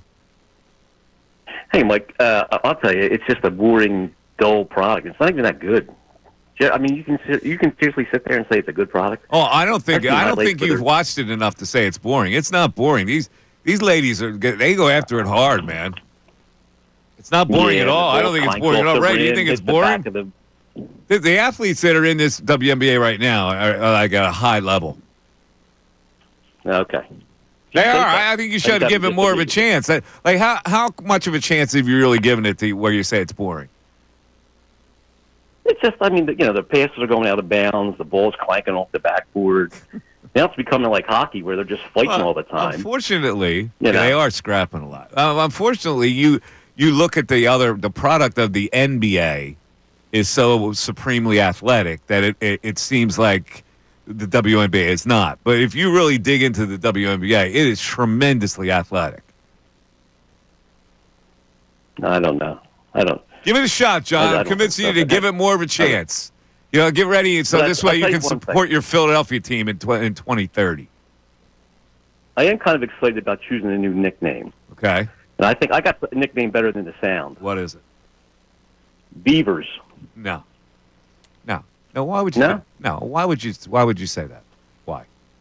Are you trying to be clever? Yeah, it just makes you an idiot. All right. It's good. Yeah. I mean, come on. Like, ban that guy forever. Yeah. Once we get that number back up. Yeah. We got his number. Seth and Lansdale's checking in a little bit, but let's go back to our text board. What are people saying about the WNBA and the text board? We got Philadelphia Love as a name. Philadelphia Love. I need something that would beat sound. All right? If you don't have anything that would beat sound, which to me is the perfect name.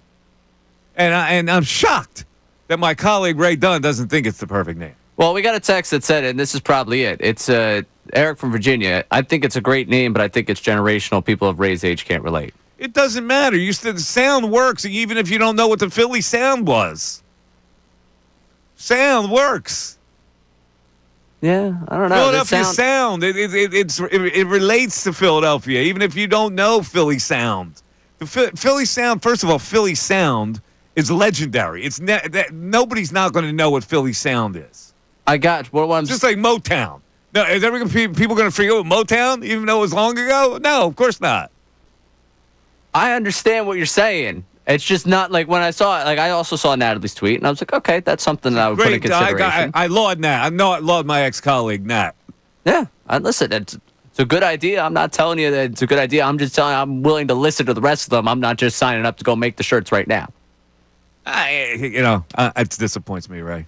I'm sorry. It disappoints me. There's a minor league baseball team called the Sounds already. It's the Sounds. Yeah. Okay. Memphis Sounds. Right? Nashville. Oh, the Nashville Sounds. I'm sorry. Oh, here's Salciunas, Mr. Country over here, coming over. The Nashville Sounds. Philly Sound is great. It's perfect. The Philly Sound. What did he say? Parliament Funkadelic is not the Philly Sound. No, it isn't. No, it isn't. Yes. Does he realize there are mics in there? We can put him. If he wants to talk to you, you can go sit at a Parliament mic. Funkadelic is not the Philly Sound. Gamble and Huff is the Philly Sound. Come on, man. Stay in your little country lane, Salciunas. All right, we got Seth coming back here. Seth and Lansdale. Hold on a second. I got two mouses here. Do them work? This computer, I got one. I picked the wrong mouse every single time. Now here's Seth and Lansdale. Seth, you're on 97.5 The Fanatic. What's up, Seth? Hey, Mike. It's good to hear from you. I feel like there's a lot of hate going on for what's going to be an amazing opportunity for the city to display. Basketball is a big sport these days, and with everybody. It's going to be fantastic having WNBA here. Oh, my God. It's going to be the first time we're going to get out of the second round in a while, I bet. Oh, look at that. Oh, Seth from Lansdale. Listen, here's the deal. I don't know about Philly Sound, though. I'm with Ray on this. It's the perfect name. What is with you people? Hey, look, I get where you're coming from, but I don't know if the young fan base they're going to go after is going to appreciate it the way you do. Oh, it works either way. Like the Nashville Sounds works. The Philly Sound works. I could just imagine during halftime, make some noise for the sound, but that's about it. You people are so short-sighted. What is your better name there, Seth? No, I'm sitting here. I got nothing. See? You got nothing. You got nothing. I was thinking of play on 76er, maybe but the Delaware 87ers are already a thing, so it's like you can't rewrite that too many times. You can't go. You can't go number. What number would make sense?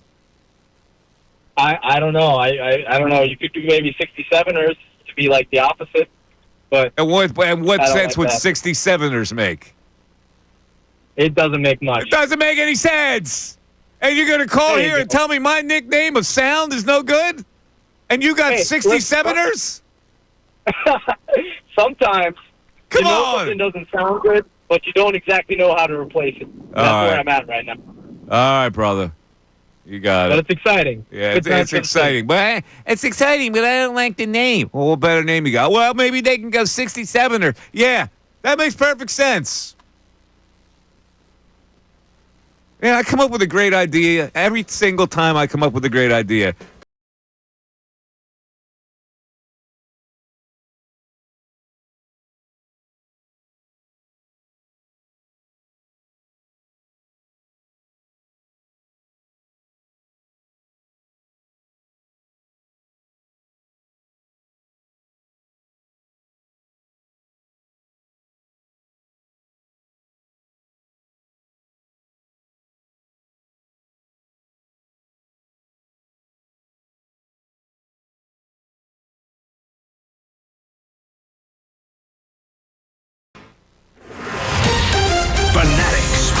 Update. Phillies win and Harper's return. I'm Ray Dunn with this Fanatic Sports Update. Bryce Harper returned from the injured list, went 0 for 2 with a walk and was hit by a pitch as the Phillies won 4-0 over the Padres. Zack Wheeler went 8 innings, struck out 10 batters, and didn't allow a walk in the win. Wheeler finished his month of June with a .58 ERA in 5 starts as the fourth Phillies pitcher since 1912 to have an ERA under .6 in 30-plus innings in a month. The Phillies will look for their third consecutive win tonight as Christopher Sanchez takes them out against Nick Pivetta for the Padres' first pitch at 6:35. NBA free agency opened up last night at 6 o'clock. The 76ers are reportedly coming to terms with a two-way contract with forward Trendon Watford, who spent the last 2 seasons with the Brooklyn Nets.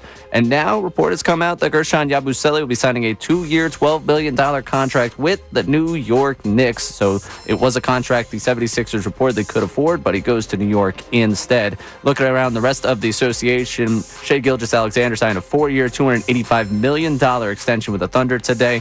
Apparently, Miles Turner signing a 4-year, $107 million contract with the Bucks. The Bucks will now be waiving Damian Lillard with $113 million left on his deal.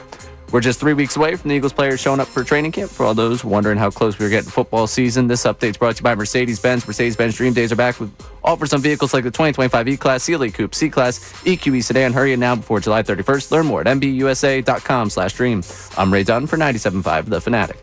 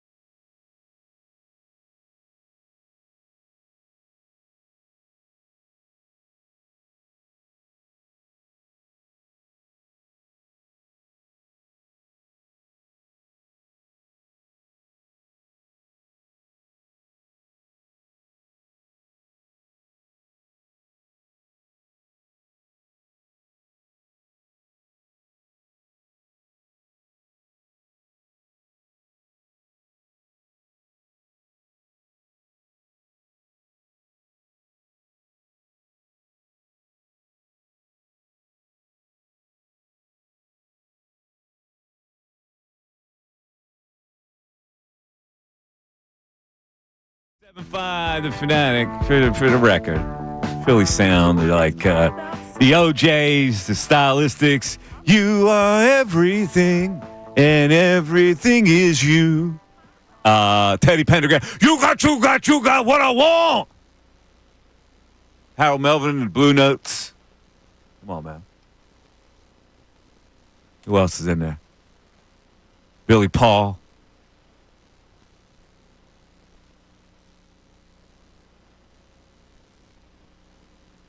Of course, Ray, you know all this song. Right, Ray? Yeah, absolutely. Of course. Yeah. Sounds like my era. Get a little bit of Lou Rawls, maybe. Lou Rawls is like a relative of the Philly Soul. Yeah. Can you play Lou Rawls for me? You got to play this Lou Rawls. Now I'm thinking of Lou Rawls. It's called See You When I Get There. I've done this before on the air because this is the era where a lot of artists would talk their way into a song.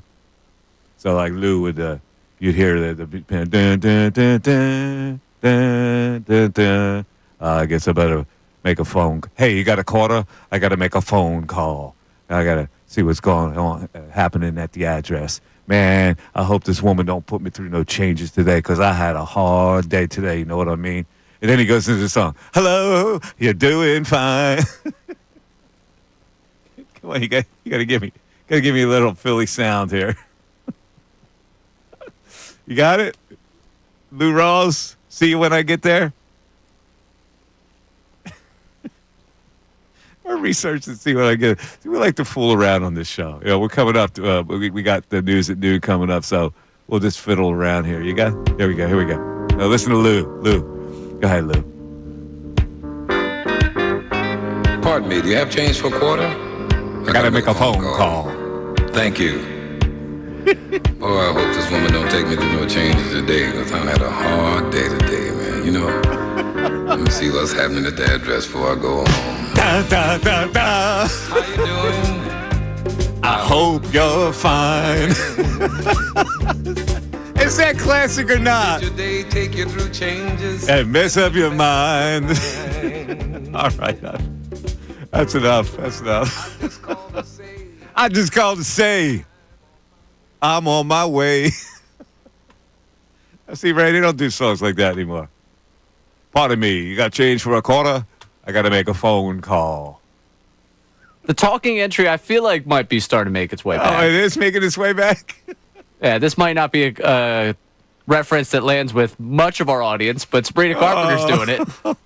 Lou Ross goes, man, I hope this woman don't take me through no changes today because I had a hard day today. You know what I mean? Oh, my God, that is so classic. It is noontime, ladies and gentlemen, and it's WPEN HD1, Burlington, Philadelphia, Beasley Media Group Station, broadcasting live from the Comcast Business Studios, powering possibilities. It is noontime. Have a lunch. Enjoy a lunch over a rendition of the news at noon. There's a whole lot going on in this world. It's time to catch up. Here's the news at noon. 97.5 The Fanatic and 97.5thefanatic.com. Oh, Ray Dunn with the news at noon. Ray, what do we have for today? All right, we're going to start with some good Nico Harrison slander. All right, it's been a while. I took a hiatus from bringing up the Luka trade on these airwaves because I was obsessed with it there for a few weeks and it became a little much. But Nico Harrison said at Cooper Flagg's intro presser that he's glad fans are starting to see the vision, which is absurd. I could call him out on the absurdity, but instead I will go with Zach Lowe, obviously reporter, insider across the NBA, as he takes down this notion that this was the vision. The Mavericks, I just want to say this. I don't want to hear Nico Harrison talking about how now fans are starting to see the vision. Because the vision was 2 quarters against the Houston Rockets before Anthony Davis got hurt. My God, they're clinging to those 2 quarters. And now it's Cooper Flagg, and there is no vision unless he's an oracle of some kind, and then the whole NBA is in trouble because a supernatural being has entered the league. There's no vision that includes, you know what we're going to do? We're going to lose in the play-in and win the lottery in the Cooper Flagg year with a 1.8% chance of doing it. And then the fans will see my vision. Then the fans will see. Just no more vision talk. That's all. The team is good. It's a good team. Cool.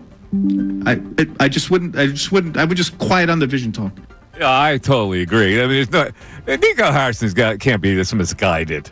The vision, because they got lucky enough and they got Cooper Flagg with the number 1 pick. That didn't take a vision, and you should just let things ride out and say nothing. You don't have to say anything at this point. If the vision comes forward, then people think more highly of you. But when you force it, people still think you're an idiot.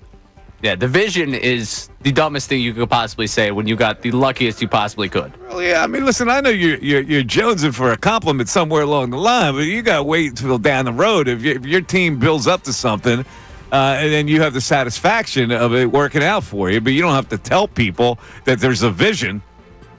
He's going to have to do a lot of heavy lifting for me to give him any credit. Yeah, I hear you.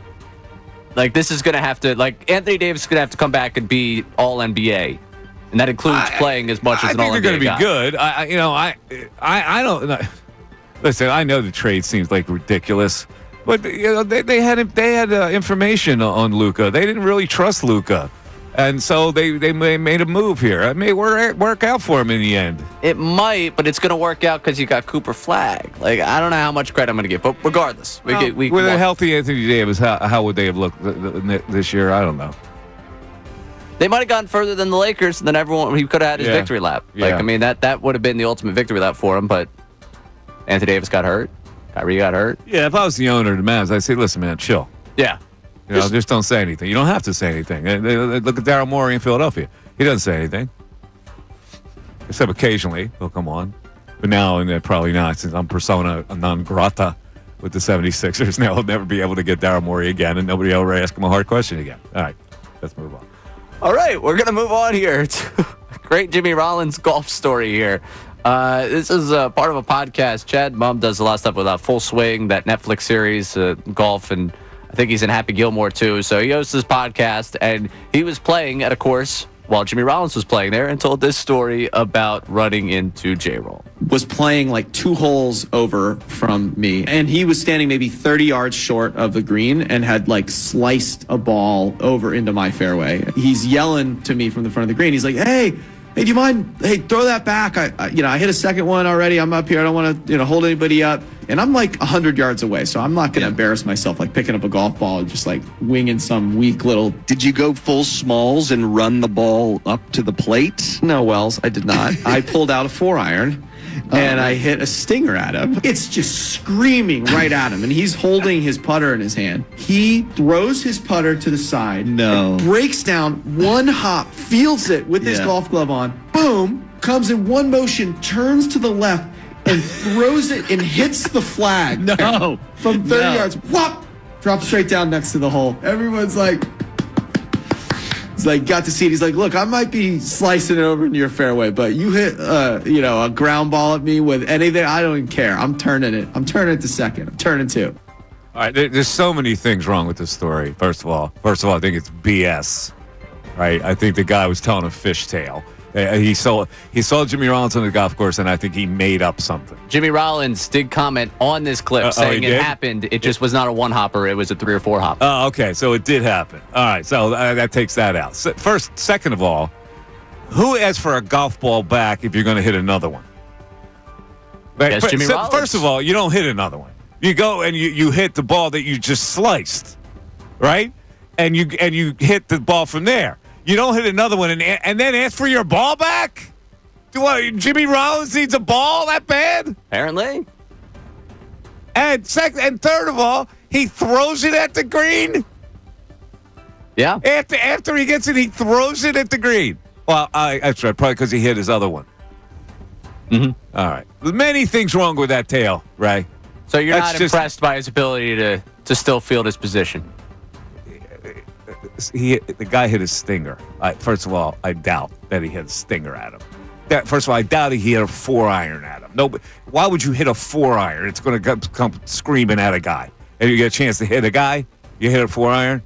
BS. A lot of BS. Who is this podcast? Chad Mumm, I think. Who's Chad Mumm? He does. He's involved with Full Swing, the Netflix series that follows the PGA. Yeah, he's involved, I guess, with Happy Gilmore too, and this is some sort of golf podcast. So, All right. If you can imagine, I don't tune into a ton of golf podcasts. All right. So who couldn't catch before Hopper?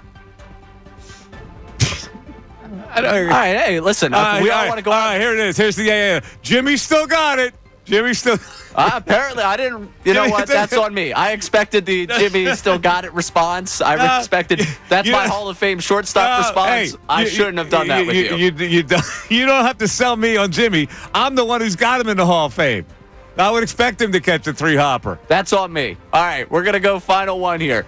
Matt Barnes was recently on the Rich Eisen show, was asked about his time in Philadelphia and about a couple of coaches he had. And let's just say he's not a fan of Mo Cheeks. First, we had Jim O'Brien, who was, and then Mo Cheeks, who was. I mean, my career almost ended before it started because I almost fought Mo Cheeks. He was caught on still kind of being a player, and it broke my heart because I was a Mo Cheeks fan. Right, what he was able to do for that team and the way he led that team. But when he became the coach, he just kind of was too joking for a lot of people's liking, but particularly mine. And I wasn't playing, so I treated practice like games, and I would always do what you're supposed to get the extra work in. I was shooting after practice one time, and he came in. It was just me and the shooting coach. Like, I don't know why you're shooting. You're not going to get to shoot here. Ha ha ha. And I'm just like, you're the head coach. You're saying that, and then maybe a week later we're in practice. And again, practices are my game. So I took a shot that I guess he thought was ill-advised and stopped practice. And you don't shoot that here. That's not what you're here for. That's why you don't play. So I kind of took off. I was gonna pounce on him, and luckily Chris grabbed me, Weber, and stopped me from doing it. But I was gonna put pause on Mo Cheeks. And to this day, I don't dislike anyone. I dislike still to this day Mo Cheeks. Wow. Everybody loves little Mo. Matt Barnes don't like a lot of people, though. He likes to fight a lot of people. He said it, staring into the camera. He wanted it very clear that he dislikes Mo Cheeks. You know who else he just dislikes? Derek Fisher. I'm sorry. I had to put that one out there. All right, there you go. That's the news at noon for today. Thanks, everybody, for listening. And we have some open lines now. If you want to climb in after our next break, we'll get to you. 610-632-0975 is how you get into the Mike Missanelli Show. And we'll get back to our text board as well. Back after this. Tuesday, July 1st.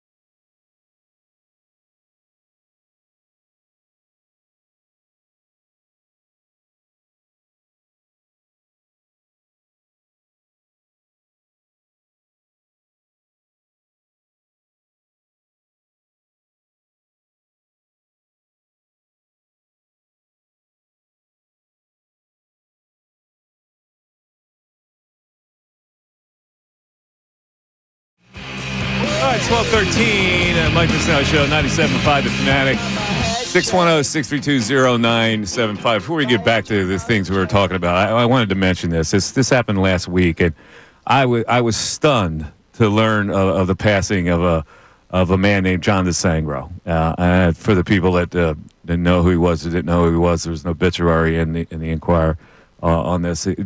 Age 60, he died of a heart attack. Now, for the people who don't know who he was a lot of my journalistic career was occupied by the magnificent John Chaney. And John DeSangro was the backbone of the Temple basketball program with Chaney. Did everything that Chaney needed done, and really was one of the most diligent people that I've ever met, and one of the nicest, most genuine people I've ever met. And when he left Temple, Chaney just he had offers to go other places, and Chaney just wouldn't let him go. He was that valuable to Chaney, and he wound up being a producer for Phillies telecast at NBC Sports Philly.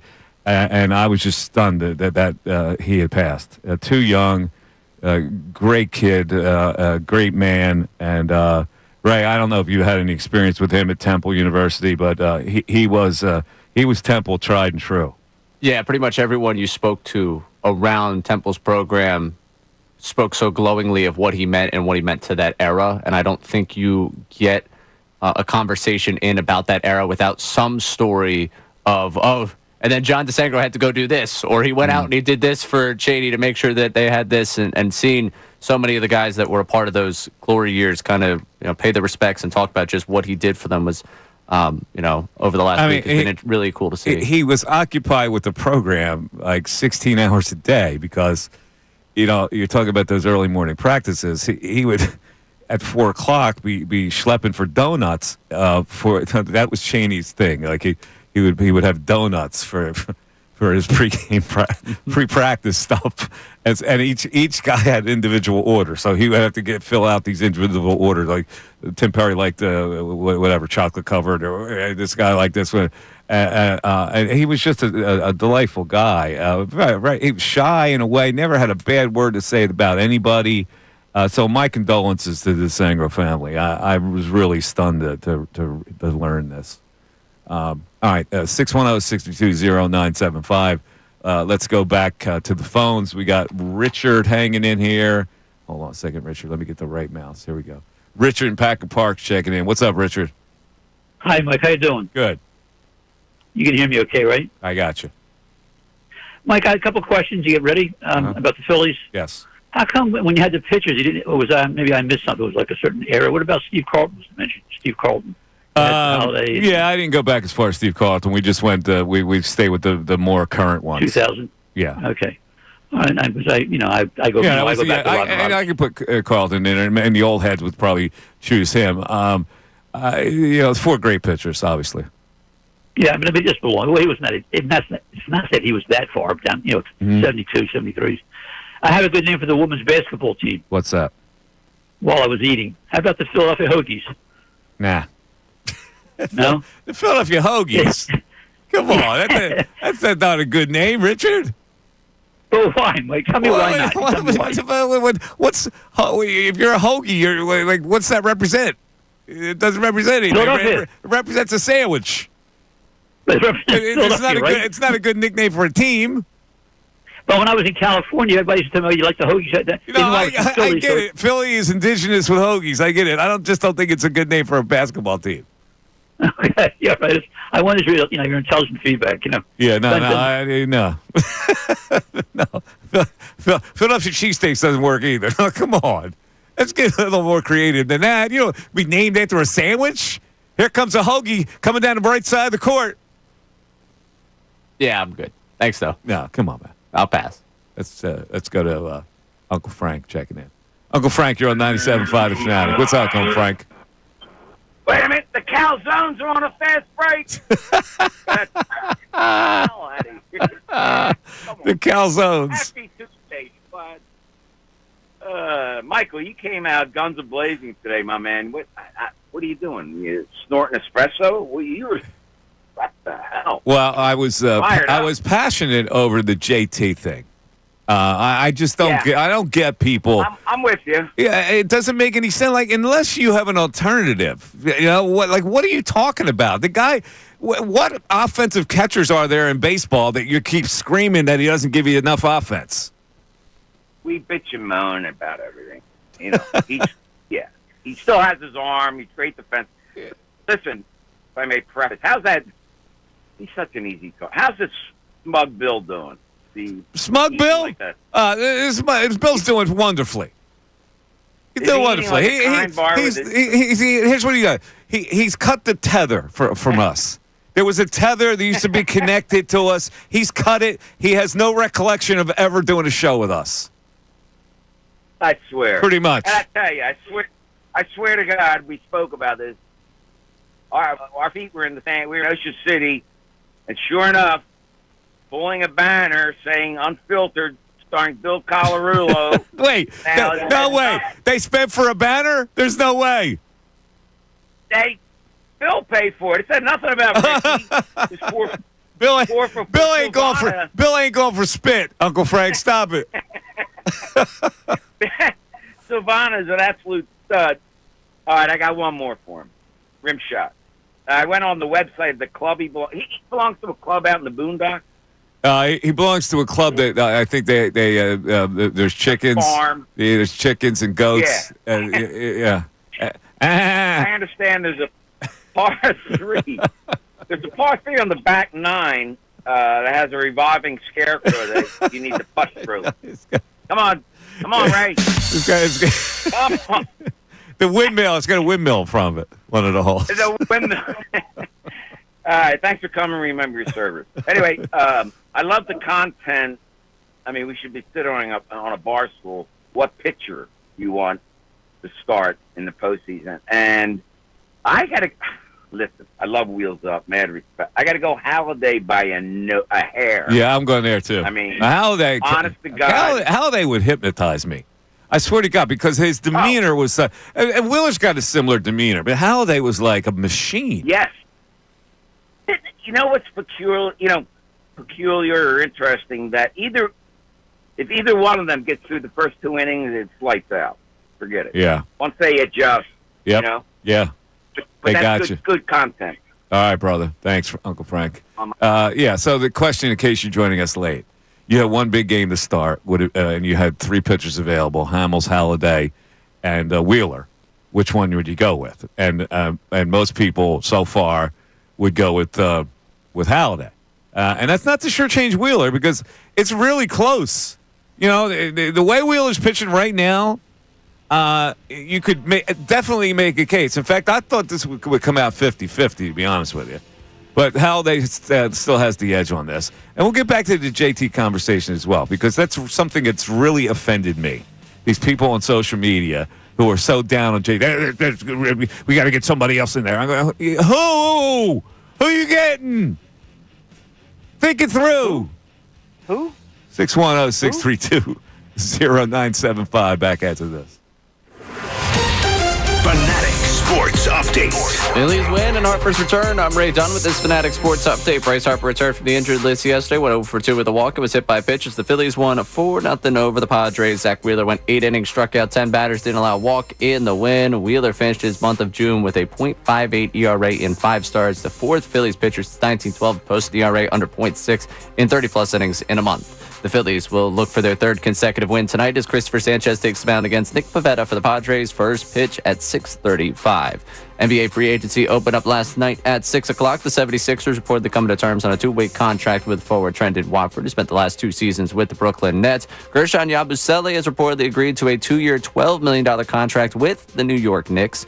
Elsewhere in the NBA, MVP Shai Gilgeous-Alexander signed a 4-year, $285 million contract extension with the Thunder this morning. And the Bucks make a move, signing Miles Turner away from the Pacers, and also apparently waiving Damian Lillard despite having $113 million left on his contract. And for those of you looking for football, we're just 3 weeks away from Eagles players arriving for training camp. This update is brought to you by Dell Technologies. The new Dell AI PC with Intel Core Ultra helps you fast forward through your busy work, leaving more time for you time. Get yours at Dell.com/AI PC. I'm Ray Dunn, the home of the Sixers, Flyers, and Union. 97.5 The Fanatic and 97.5thefanatic.com.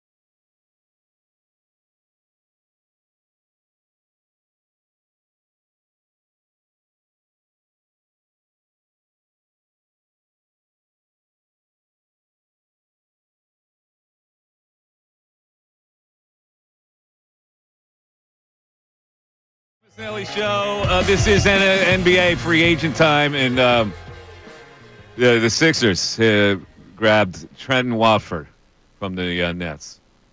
Averaged 10 points a game last year. Get excited!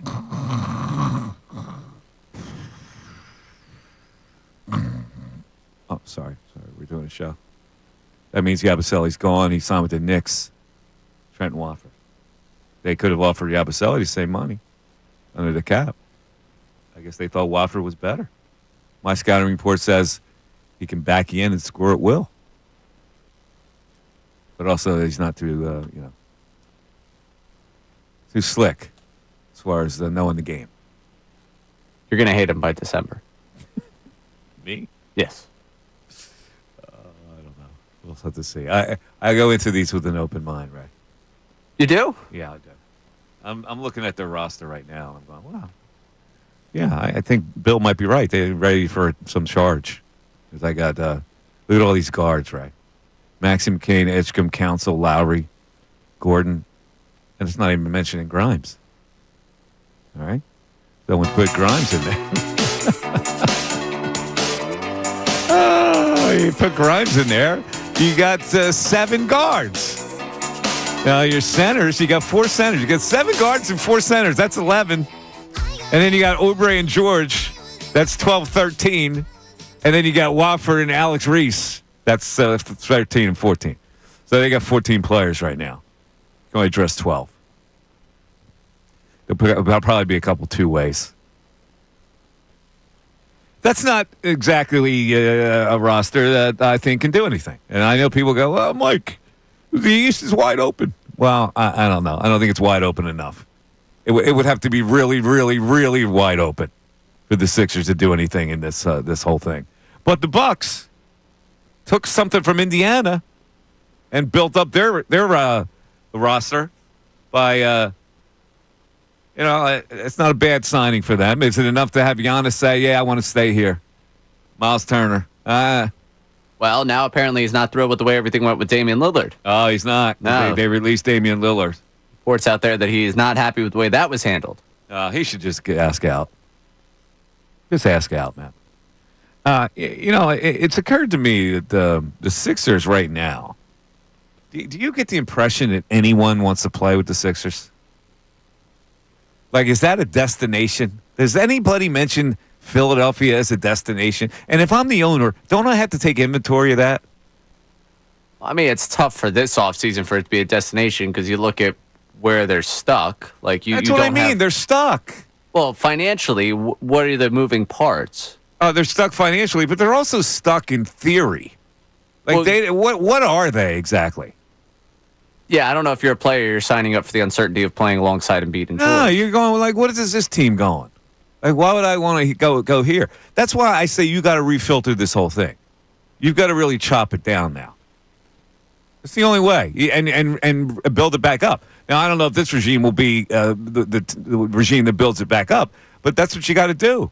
I mean, you got to somehow extract yourself from Embiid and Paul George and start all over again. Now, what you fail to consider is all Daryl Morey does is win. Yeah, he doesn't. Not to the extent that we need to win in this city. All right, let's go back to the phones. We got Penn State Evan checking in from San Diego. Wow, Penn State Evan from San Diego. What's up, brother? Mike, I don't know why you're wasting your time talking about the Sixers free agency class when we can be spending our time talking about the 2030, 2031 free agents of the WNBA. I expect Ray to have a full report available. Wouldn't that be something if Caitlin Clark is a free agent by then and they offer her half the franchise to come here? That's what I would do. Max, 75 grand a year. Offer it at max, but offer 50% of the team. Yeah, it's not bird rights, it's Sue Bird rights, right? Exactly. Now, Ray, what kind of a contract situation does she have? Right Will now? she be a free agent? Caitlin Clark? I mean, she should roll on a rookie deal. You think the Fever are going to let her walk? 2030? What we have to do is force her way to Philadelphia. Yes. I don't know how we're doing that. Yes. I hate it here anymore. I want to go to Philly.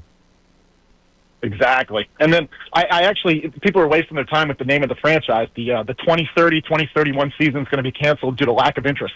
Oh, come on now. What are you doing, Evan? You ripping the WNBA? You know, Mike, maybe if you put the basket down to like 8.5 feet so somebody can actually touch the backboard every other game. Come on now. That's not right. Evan, you're a chauvinist. I have a daughter. I can say these things. Yeah, I don't know if you can. I don't think your daughter's going to be happy with that when she understands it.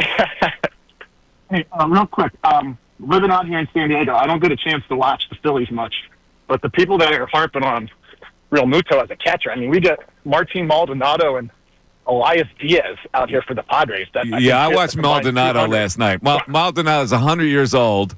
He was trying to catch a knuckleball last night. He hits about $180. He stinks. Yeah, and every catcher, you go around the league, you go, all right, what catcher's any good? The one guy in Seattle is lighting it a fire. That's about Cal it. Raleigh and Will Smith. The big dumper. The Mets just sat down their big catching prospects in the minor leagues. Well, the Padres actually have a big-time catcher on his way up. He's like 17. Oh, really? Solid, Say, well, he's 17. The Phillies have one that's 19. They're not going to be up anytime soon. By the way, your team is disgraceful. Did you watch Xander Bogaerts last night? Oh, he is. That's the worst contract in baseball. What a mutt! The last the last 2 weeks. But you talk about Trey Turner as a butcher at shortstop. Xander Bogaerts is the worst defensive shortstop in baseball. I'm convinced. I know. Everybody rips Trey. That's what I'm saying. If Trey Turner did what Bogaerts did last night, run out a ball, he hit off the wall, not cover second base on a force play, it would be hell to pay for Trey Turner. That guy in San Diego, you don't care enough in San Diego, Evan. Oh, actually, Mike, when I first moved here, the fan base was very apathetic, and I used to call in the local talk show and rip them and compare it to like Philadelphia, because there was an article in the San Diego Union Tribune about, if somebody hits into a double play, we shouldn't boo him, we should cheer him. He's not trying to do that. I go, are you freaking kidding me? Well, who was that? Wait, the host didn't say that. I hope was a caller. It was to the editor in the San Diego Union Tribune. Oh my God! But they've turned. The Padres fan base is a good fan base. Yeah, I know. They had those silly asses that sang that tune before they played him in the playoffs a couple years ago. Oh God! That was the Knicks. So that's actually like a big no in terms of conversation within the company that actually aired it. Oh, really? So when I was out there last year, I met someone that works for the sister station of that television company that aired it, and you don't mention that within those four walls. They're incredibly embarrassed, and they do feel like they took responsibility for that team losing.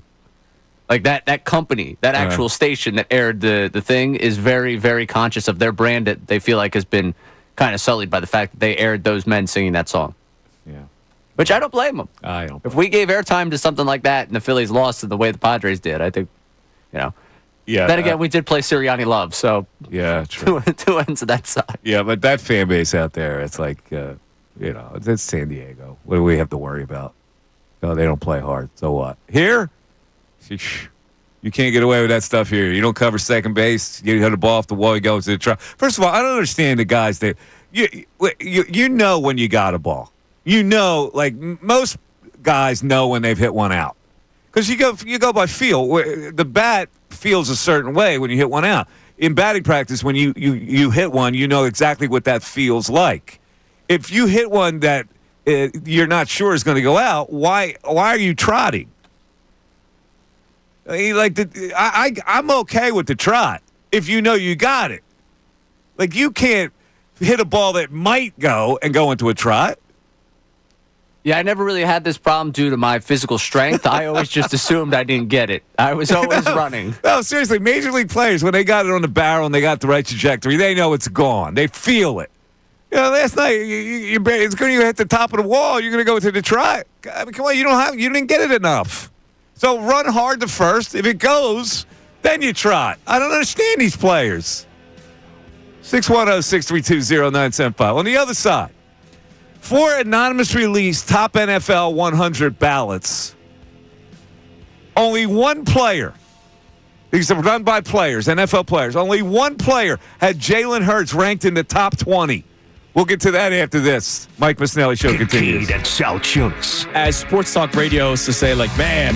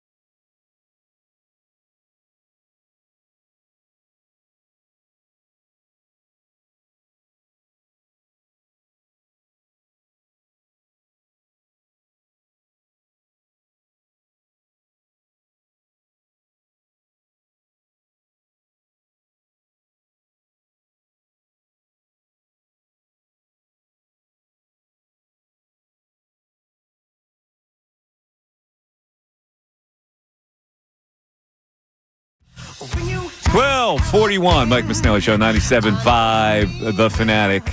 Okay, let me get to this right away because I find this really hard to believe that they asked players to put a ballot out and write down their top players in the NFL. So let's look at this is an anonymous ballot, obviously. The top 20 players that this person put down, whoever this player was. Number 1, Saquon Barkley. Number 2, Lamar Jackson. Number 3, Derrick Henry. Number 4, Josh Allen. Number 5, Vito Vea. Vito Vea. Vito. Was the Italian all of a sudden? No, you're worried about what Vito's doing back for the Vito schedule. Vea. Trey Hendrickson, 6. I can't read 7. Who is that 7, Ray? On that list? Pulling that one up right now. I can't even understand what that is. Trey Hendrickson, then we got Tristan Wirfs for the tackle for... No, the one before Tristan Wirfs. Jahmyr Gibbs. Oh, it's Jahmyr Gibbs. Okay. Tristan Wirfs. Baker Mayfield, 9. Mike Evans, 10. Joe Burrow, 11. Nick Bonito. What is that? Bonito? I can't read that last name either. This guy needs better handwriting. Yeah, Justin Jefferson, 13. Jamar Chase, 14. Xavier McKinney, 16. Brian Branch, 17. Myles Garrett, T.J. Watts, 18. Josh Jacobs, 19. Puka Nacua, 20. You notice who's missing there? I did. Jalen Hurts is missing on that list. All right, let's go to the next list. Josh Allen, 1. Jahmyr Chase, 2. Joe Burrow, 3. Saquon Barkley, 4. God, these guys can't write. Who's 5? You read that 5? This one was the Allen, Jamar Chase, Burrow, Barkley, Jackson, Lamar Jackson, Justin Jefferson. Lamar Jackson, Justin Jefferson, T.J. Watt, Myles Garrett. Jalen Johnson? Jalen Johnson. Going with the corner. All right. Fair enough. Jared Goff. Mahomes. 10. Pat Mahomes, 11. Behind Goff, too. A.J. Brown, 12. Max Crosby, 13. Fred Warner, 14. Xavier McKinney, 16. Josh Jacobs, 16. Jahmyr Gibbs again. Jahmyr Gibbs, 17. He couldn't spell Jahmyr. Jaden Daniels, 18. Amon-Ra St. Brown, and Pat Surtain. 20. That's the top 20. All right. So that's no Jalen Hurts. All right. So let's move on to the third one here. Saquon, number 1. Jamar Chase, 2. Mahomes, Burrow, Buda Baker, Justin Jefferson, Fred Warner, Trey Hendrickson, Myles Garrett, Pat Surtain. Who's at 11 there? Micah Parsons. Oh, Micah Parsons, 11. Xavier McKinney. Sorry, folks. This is written in their handwriting, and it's really tough to see. 13 was Jesse Bates. 14, Derrick Henry. 15, Josh Allen. 16, Trey McBride. 17, Jahmyr Gibbs. 18, Lamar Jackson. 19, Danielle Hunter. And 20, Brian Murphy Jr. Okay, again, no Jalen Hurts in the top 20. It's amazing to me. All right, and here's one that's clear handwriting. It's done in red ink. Lamar Jackson, number 1. Pat Mahomes, number 2. Josh Allen, number 3. T.J. Watt, number 4. Saquon Barkley, number 5. This makes more sense. Jamar Chase, Justin Jefferson, Jared Goff, Micah Parsons, Joe Burrow, Pat Surtain, Penei Sewell. Who's that? Bijan Robinson, Chris Lindstrom, Tyreek Hill, Tim Tua. That's Tua. That's Tua right there. That's Tua. And finally, 17, Jalen Hurts, and then Myles Garrett and the rest. Jalen Hurts gets one mention on number 17 of the top 20 players. Do you find it unusual? Yeah, very. Incredibly unusual. How do you forget Jalen Hurts, Super Bowl winning quarterback? So going through these lists as we go through them, the first one that you mentioned had an abnormal number of Buccaneers. So I'm willing to bet that a Buccaneer made that list. Vita Vea at 5. It has to be a Buccaneer. I'm assuming a Buccaneer made that list, and if they leave Jalen Hurts off the top 20, okay, they've seen probably the worst of Jalen Hurts. So maybe I could justify that. The rest of them here, I'm trying to put together, what teams would be. The guy that's got, someone had Budda Baker, 5? I'm thinking maybe is a Cardinal. I don't know what they would have against Jalen Hurts. Maybe they don't see Jalen Hurts enough. But the true point of this is it's absurd to have him outside of your top 20. And even the people that don't like Jalen Hurts will say that, he doesn't contribute to your winning. I went back and I tried to find a quarterback where we did the whole, wow, look how great that team was that won. Like, if you go back and look at the 2013 NFL Top 100, where they do this every year and they ask the players, Joe Flacco sneaks into that top 20 after winning a Super Bowl and having the performance that he did. Like, he gets into that top 20 in 2013. Yeah. Russell Wilson, the next season, wins his Super Bowl with the Seahawks. He was 20 the next year. So even the people that will say, well, look at what those players do for their team. Look at how they contribute to the team's success as compared to Hurts.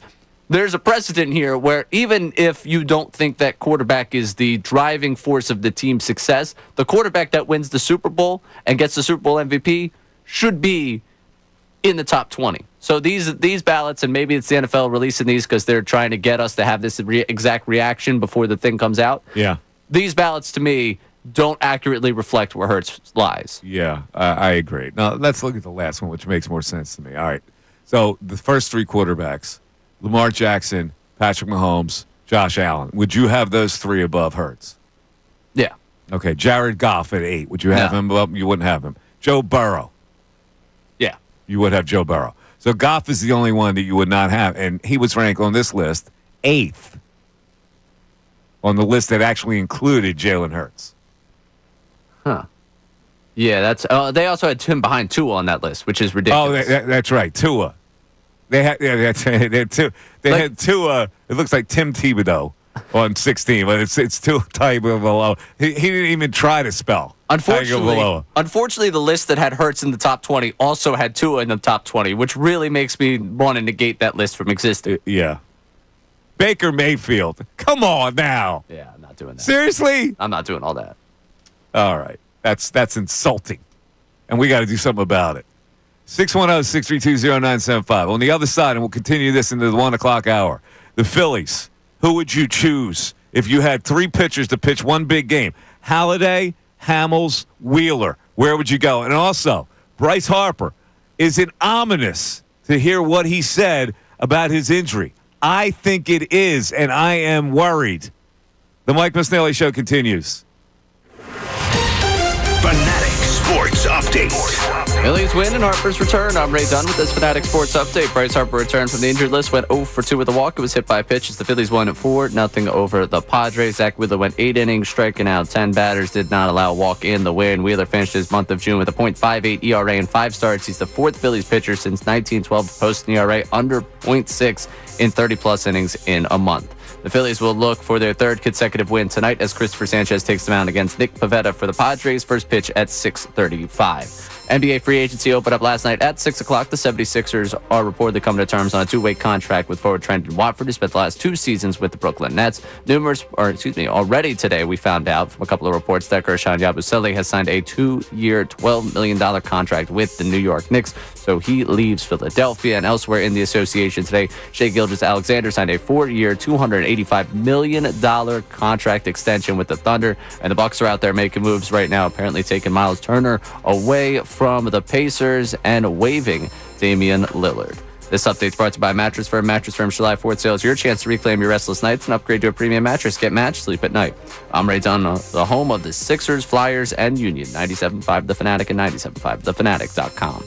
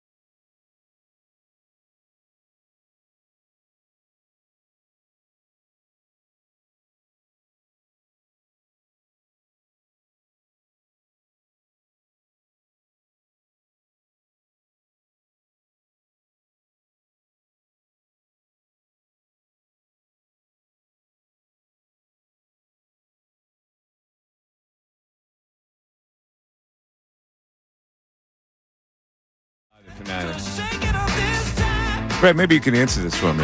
What happened to the new songs that I sent to you?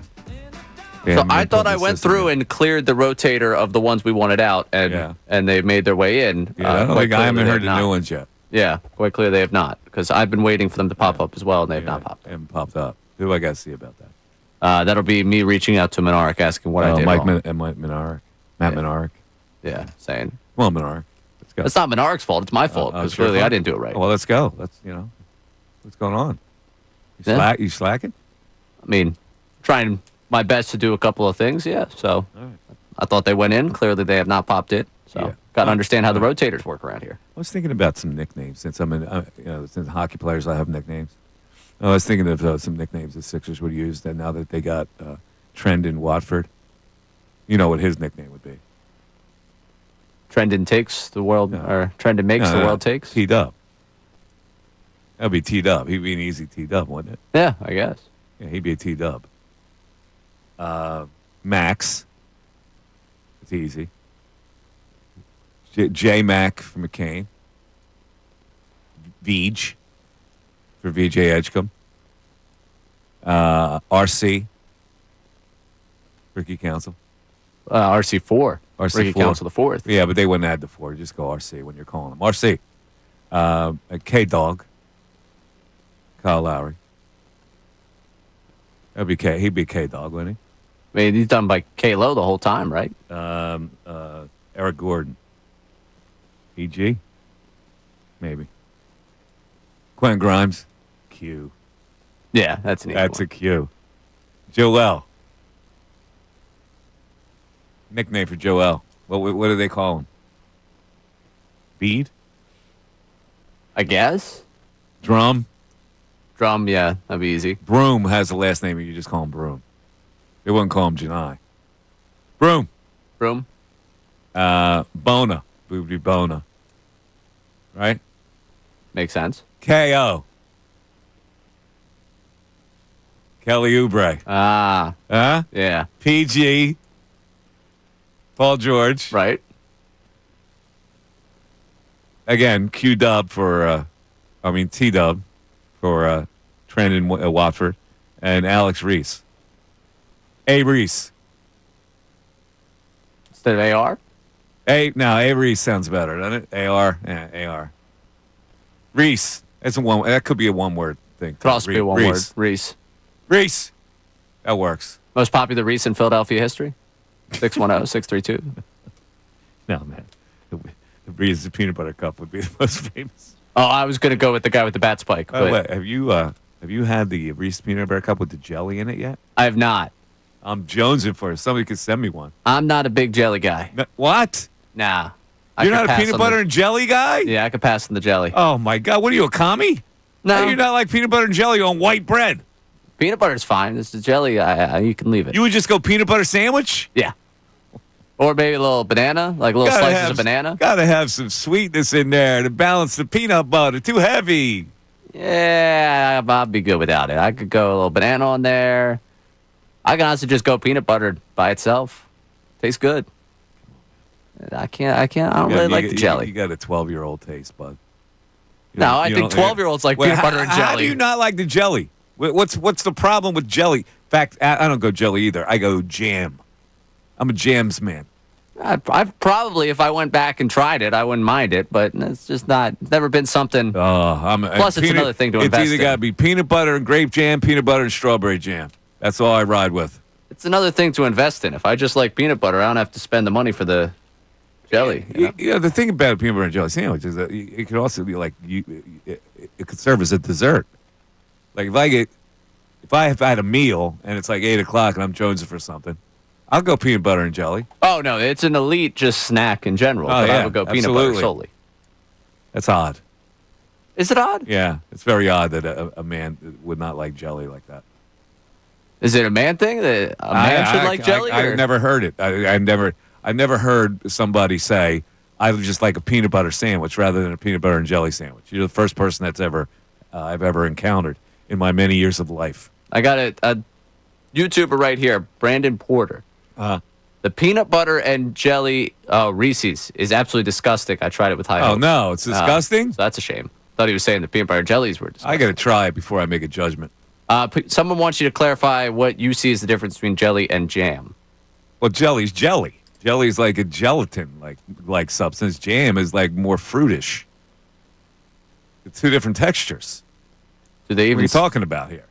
I'll do jam and butter on toast. Ooh, jam and butter. Jelly and butter I've had in the past. Not bad. Okay. On toast.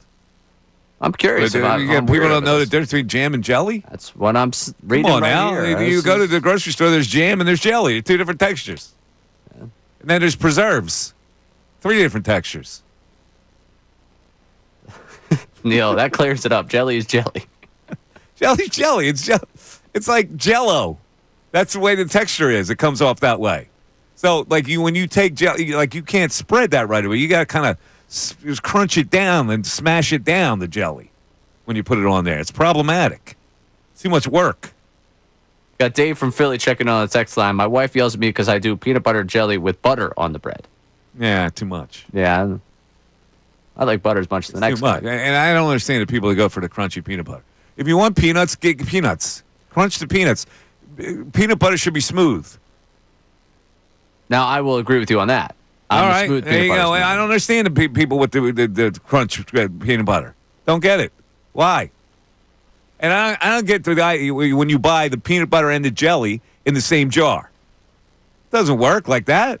They have that? You're taking away the purity of the peanut butter and jelly sandwich. You can't commingle.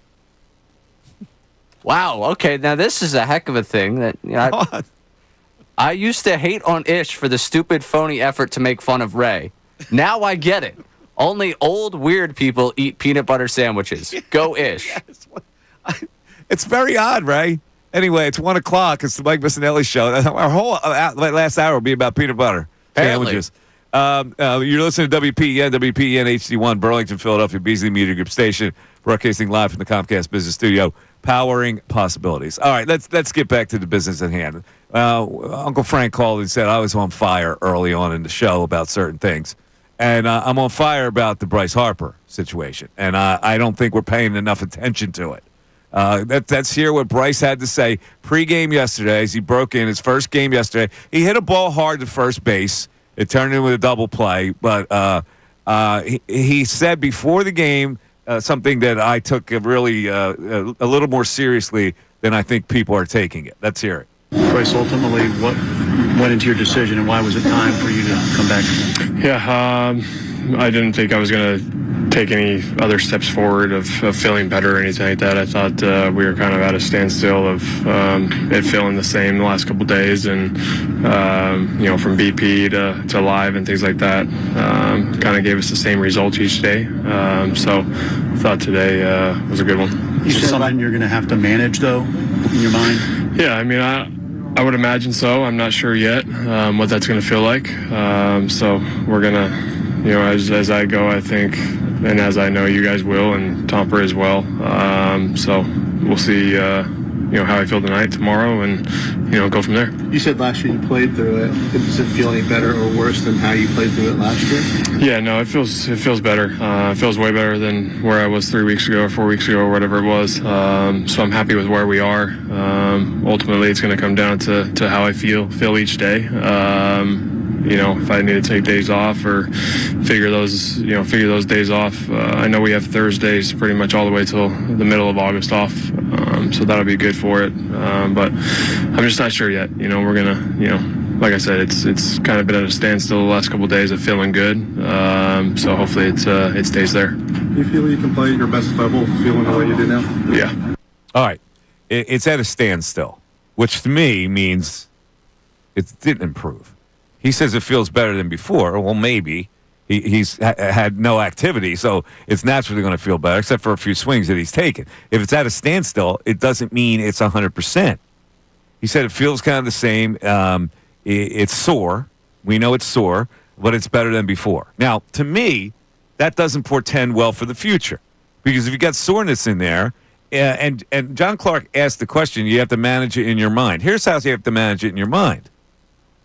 How many times do we do things that we go, if we move a certain way, it's going to hurt? Our brain tells us it's going to hurt. So we pull back. We don't go through with the full thing. This is what I think can happen to him. The pain is such that his brain goes, okay, that inside fastball, that's going to hurt. I'm going to pass that up rather than try to rake it to right field. That's what worries me about a baseball player when you got some hand problems, that your brain short circuits you. And so I don't think this is good. And I think that we're going to have this is going to be not fully an Embiid situation, but a partial Embiid situation where he's going to have time off. They're going to have to manage it. And I don't know in that kind of a situation whether you can lead the Phillies to a championship. It's really worrisome for me. It's not worrisome to people, but what he said worries me a little bit. I think that I expected and he expected to have no pain whatsoever, to come back fully 100% healthy, and I'm getting the impression that it's not. When they compared it to what he went through last year, and he mentioned that he was bothered into December with what he went through last year, that was the first red flag of this whole thing, that you're not going to be able to give him that time off to deal with it. I guess the silver lining of him being back right now is they're going to see how he reacts over 2 weeks and then get the All-Star break to see how he feels after that. I mean, it's very uncomfortable to feel where he's at health-wise right now. And, you know, he's trying to tell you he's at a standstill, feeling good, and he's ready to go. But we still have so much more of this marathon to get through. They just got to the halfway point, and he's been sitting down now here for over a month. Like, exactly. This is, again, where it leads to the bigger question. If you don't think he's going to be 100%, does it change the way you operate within the next month? How? Like, what would be your idea for that? Like, if you don't think he is going to be good enough to be a part of this team and part of leading this team to whatever your goal, whatever you think this team could go at the end of the season, do you operate with, well, maybe we don't part with that young player? Or operate with well, here's a guy that's coming up on a contract here that we don't think we're going to compete. Is he worth trying to extract value out of right now? Listen, you got to play him. At this point, you can't. I think this is a situation that probably needs surgery. But you're not going to get surgery because then you'll cancel him out for the rest of the year. So it's best, just like the Sixers try to do with Embiid, you manage it, you bet. But when a guy has a certain swing like that, I don't think there's any way that he could be pain-free or damaging it more as more he swings the baseball bat. It's not good. All right, 610-632-0975. Mike Missanelli Show continues. ESPN's Adam Schefter.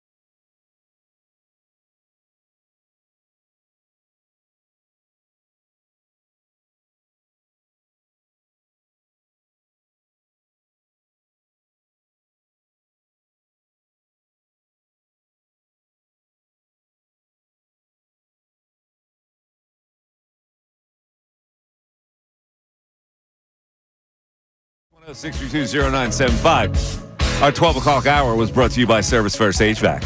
0% financing right now for 48 months. Rebates and tax credits up to $4,300 when you purchase a heating and cooling system. You can learn more at ServiceFirstHVAC.com. We got a Fanatic deal of the week, which is a pretty good one. 2 single-day wristbands for the price of one for the Funplex in Mount Laurel, New Jersey. The people that live out there are well aware of the Funplex. Unlimited access to indoor and outdoor rides, the Splashplex Water Park, 1 hour of bowling, and a $5 arcade card. Get this exclusive offer while supplies last at 975thefanatic.com/deals. How about that? I got it right. And I didn't even put details on there. /deals. There you go. So, Ray, you a bowler? I bowl. Yeah. 1 hour of bowling. Give me your 3 scores. Ooh. So, actually, I found that I go in reverse. My first is usually the best one, and then it gets poor. Really? Now, usually, when I go now, I go to places that have, where I can have 1 or 2, and I think that also kind of impacts the ability to bowl. But I would say, first one, toss it like a 150. Really? You're first out of the chute. You're bowling 150. Then I'll probably get overconfident, and I'm probably just barely breaking 100. Then I'm going somewhere in like 115, 120 after that. You ever see the bowling videos of those guys that do trick shots? Yes. I taught 2 of them yesterday. Really? Yeah, one of them, the bowler kind of put the ball down in the middle and rolled it with his hand. So it's going at a snail's pace. Mm-hmm. He waits till it gets halfway down the lane, and then he throws his regular ball, and he curves it around the ball that's in the middle, and it goes and it gets 9 pins, and the trailing ball finishes the spare. That's cool. So the other one was he's got a 7-10 split.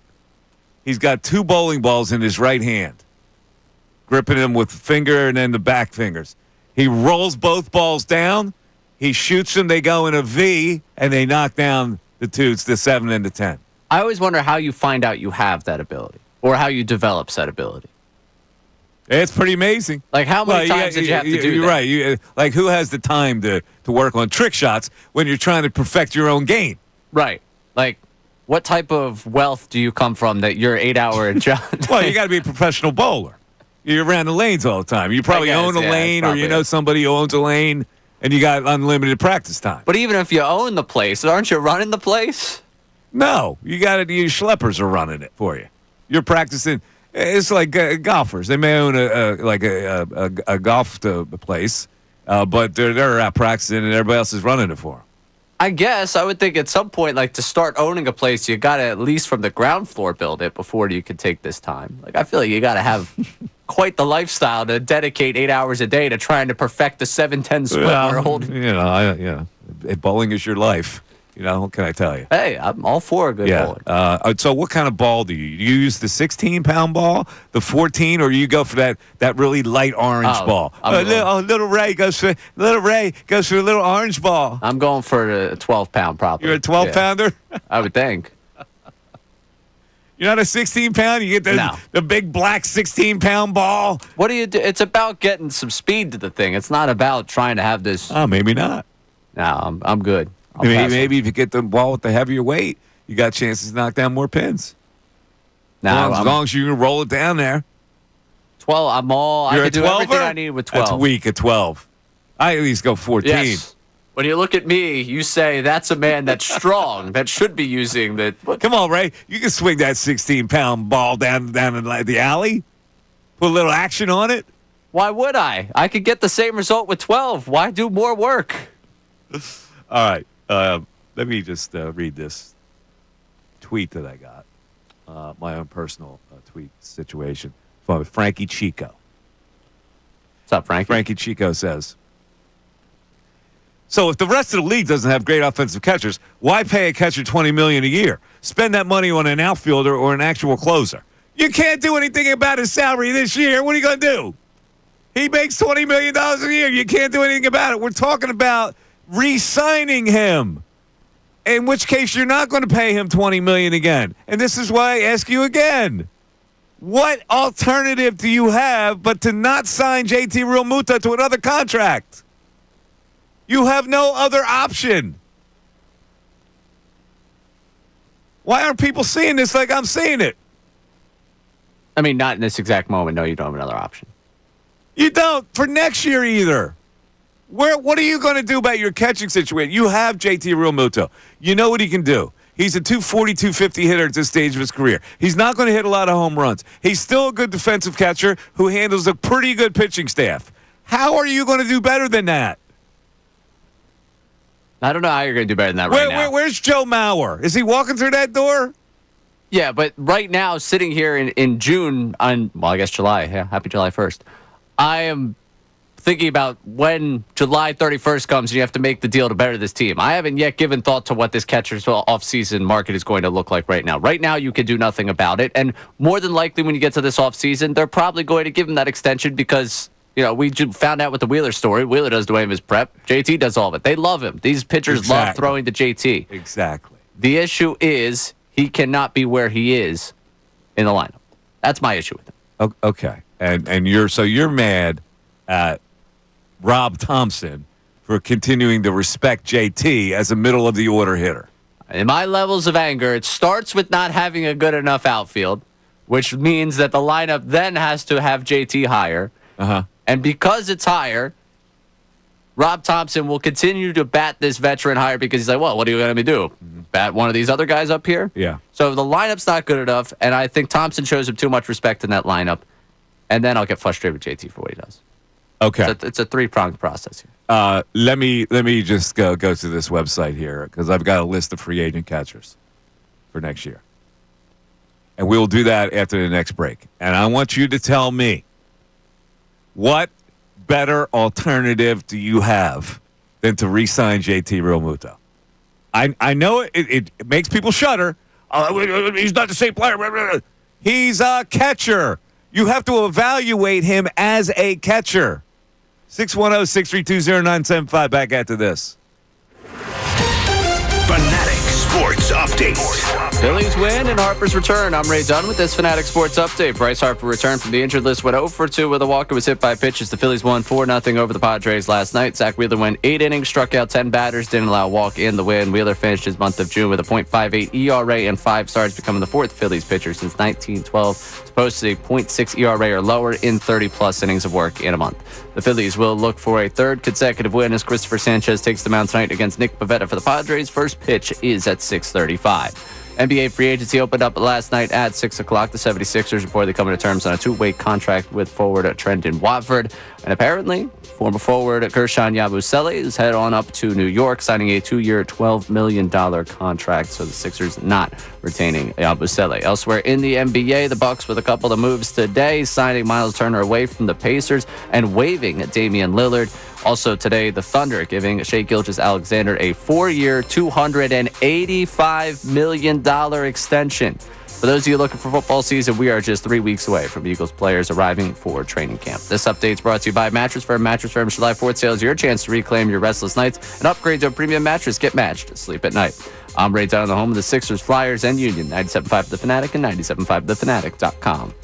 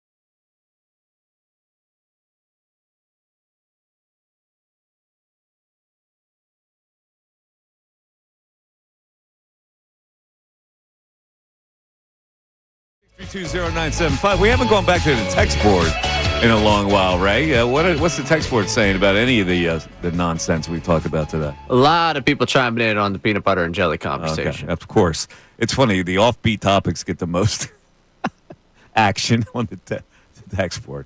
Yes. Our own D. Lynham also came to my defense, so I appreciate you, D, for the peanut butter only sandwich, saying it's not that weird. We had someone that chimed in and said they're 27 years old. They'd never had a peanut butter and jelly sandwich before. That's impossible. Which seems wild. I don't understand. Were you ever a kid? Apparently, he got out of the womb and just went to age 27. But Mike is way right that jam is better than jelly. Jelly is lumpy, doesn't spread at all. It's gross. He is dead wrong, though, for his take on chunky peanut butter. Brian from Malvern. Now, the chunky peanut butter is like, if you want peanuts, get peanuts. If you want peanut butter, get the smoothness of the peanut butter that works better with the jam. Texter asking, what about PB&J with marshmallow fluff? No.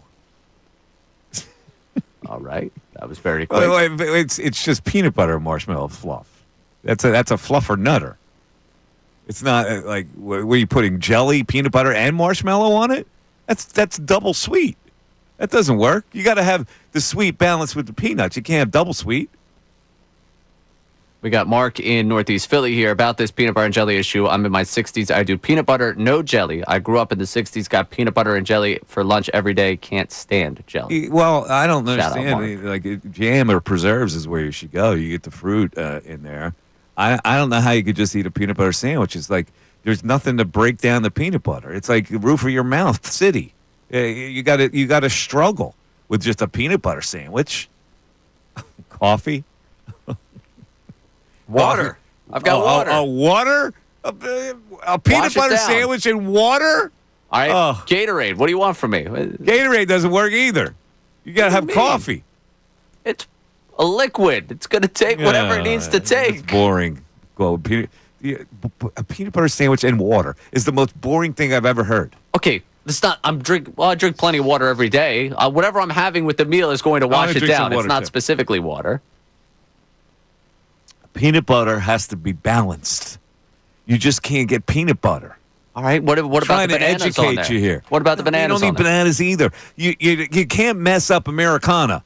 Peanut butter and jelly. Peanut butter and bananas. Why? Don't mess it up. It's a good thing. Peanut butter and jelly. It works perfectly. It's like eggs and bacon. Oh, really? Is it like eggs and bacon? Not for me, but for normal people. You can it's like salt and pepper. Whoa. You can mess up Americana with your preferences, but I can't mess up Americana with my preferences. No, because peanut butter and jelly is like the kid sandwich. No, it's like eggs and Americana. Bacon. It's like eggs and bacon. No, there are a lot of people don't like eggs, so it's not like eggs and bacon. People I used the wrong combination. No, you used the right combination. You knew. That's Americana right there. When you start eating the eggs, I'll start having the jelly on the peanut butter You've already sandwich. decided you just want to go straight peanut butter. That makes you boring. Fine, I'll be boring. You got to have a balance. The peanut butter and the sweetness, it balances. That's what makes it such an American sandwich. We got someone saying peanut butter sandwich with milk. I'm not really a milk guy anymore. I'm not a milk guy either. As a kid. That probably works. If you like milk, you can balance it with the peanut butter. Well, why not peanut butter and jelly and milk? It's the same thing. You're just adding another layer to it. All right, let me get to this catcher thing. I have a list of potential free agent catchers for next year with their projected market value. And you tell me which one do you want. Because I'm on the record as saying there are two players you must sign who are currently free agents with the Phillies. One is Kyle Schwarber, because you can't replace a 40-plus home run capable guy. And number two is your catcher, JT Realmuto, where you can't do better at that position. Kurt Casale, you like him? Kurt Casale. Yeah. As compared to JT? Yeah. No. 36 years old, by the way. Thomas Nido. No. Martin Maldonado, 38 years old. I'm not going to be. James McCann. No. Austin Hedges. Probably not. Max Stassi. 34, by the way. Stassi. Where is Stassi right now? He's with the Giants. Oh, how about that? Victor Caratini. 32. Yeah, I mean. Same, yeah, 32. Christian Vasquez. 35, by the way. Elias Diaz, San Diego. Yeah, not great. Danny Jansen, Tampa Bay Rays. No, because they're still looking for someone too. Mitch Garver, Had a couple Seattle. homers this week, but yeah, I could see. No. Tom Murphy, 34. Salvatore Perez, 35. And here's one you might be interested in. William Contreras for the Brewers, 27 and a half. Yeah, you could talk me into that. Okay, maybe that's an upgrade. Maybe. They project JT Realmuto's market value, average value for next year, $13.9 million. Now, are you in for 13.9? Probably have to be. You have to be. It's exactly right. So what do people want? He's not going to make $20 million next year. His agent knows it. He's got an AAV. You mean to tell me you're not going to sign him to an extension if that's what it cost you? I mean, I'm going to exhaust every possibility at catcher. That list which is what? I don't know. What team doesn't want to pay their next guy that's coming up? What team wants to move a catcher here and there? To me, it's not just black and white. Like, oh yeah, you have to give a JT. I'm certainly not signing him to an extension at this exact moment. Like, I think this offseason, you legitimately have to look at the catcher position and say, what is the long-term plan? I don't understand how you can figure there's somebody better. I don't think this pitching staff is going to let you have that conversation. So, fine. When this is all said and done, Mike, I can guarantee you that this is going to be, Ray, remember when you didn't want to bring back JT? And I'm going to say, yeah, this was the only option they really had. And we'll sit there and shrug our shoulders. And that's right. And see, it's not that I'm being pro-JT here. It's your only option. And it's the same with Schwarber, really. You don't have another option. A guy can hit 40 home runs. You got him here now. You're going to have to pay him $25 million for 4 years. He's 32 years old. See, I don't see these as equals. I see this as JT is, yeah, I guess that's the option we got to go. Whereas Schwarber is, where do I sign to make sure he's back next year? Okay, so you're in on Schwarber. Oh yeah. Well, I'm in on both. I'm sorry. I don't have another alternative. Let's go to Brian. Brian, West Philly. You're on 97.5 The Fanatic. What's up, Brian? Hey, Mike. How you doing? Good, man. How you doing? Good. For the most part, I agree with you on the JT thing. I do think he needs to take a price cut more than $14 million, maybe $10 million. He's definitely important to the pitching staff. The fact that he's falling off the map offensively sways me just a little bit, but I know how important he is defensively. Yeah, first of all, let me just stop you right here. There's no way that he's going to take half. He's not taking $10 million, and somebody will pay him much more than $10 million. So you have to get with the times. And like, if his average value, I get this from Sports Tac. Now they're pretty plugged in financially. If his AAV is $13.9 million, that's an area where you're going to have to sign him. You can't go lower than that. Right, I hear you there. I mean, I was thinking maybe like if they can extend him like 3 years, he'll take $30 million over 3 years. That's why I was saying 10. Yeah, I maybe. get what you're saying with the Yeah. And as far as what Ray said about him batting in the middle of the order, he only batted fifth once last week because Harper was out and Castellanos got benched. Well, he usually bats sixth. He usually bats six, right? He batted seventh last night. I think that's where he belongs. You can't bet Marsh over him and Stott not batting that well. That's who's batting behind him. So I think he's perfect at seventh. Okay. Ray, you okay with that? He's a 7-hole hitter, or you want him to drop even further? I mean, 8 would be my ideal spot for him, but again, who are you batting over him? And I understand that that's the big problem here. That's why you still got to go get a bat. Let's get the candidates to bat over him. You got Marsh, you got Stott, you got Kepler. Where are you going? Right now, you like to see. I think Rob Thompson likes to split up lefties and righties too. He does. I mean, you're going to end up with two lefties next to one another, regardless, because it's Kepler, Realmuto, Stott, Marsh at the bottom of that lineup. So, I mean, the way Marsh is hit, I know he likes him in that 9-hole right now. Yeah, I would bat him there over him. Okay, but he's not going to do that. What else you got, Brian? That was it. As far as the peanut butter and jelly thing, I definitely love peanut butter and jelly with milk.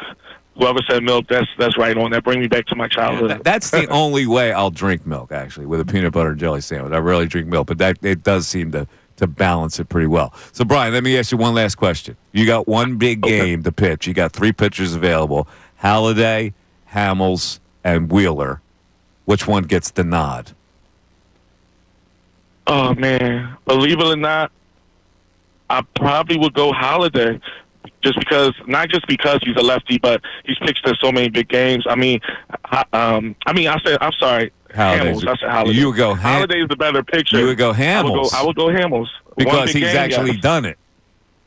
He's actually done it. He's a lefty. Matchup wise, I think but I love Halladay, and of course I love I got you. Now I don't know why you would favor a lefty because most hitters are right-handed. You could probably get more right-handed hitters than left-handed hitters. So I that would not be a factor for me just because Hamels is a lefty. I would go with the guy that I have a hunch would be more of the big game guy. And to me, that's Halladay. Now, maybe I was conned. Maybe I was hypnotized by Roy Halladay. It is very possible. But I used to love to watch him pitch. 610-632-0975 is how you get into the Mike Missanelli Show, 97.5 The Fanatic. Philadelphia Union Soccer. Cleared by Malaga, right over the plate, a whip!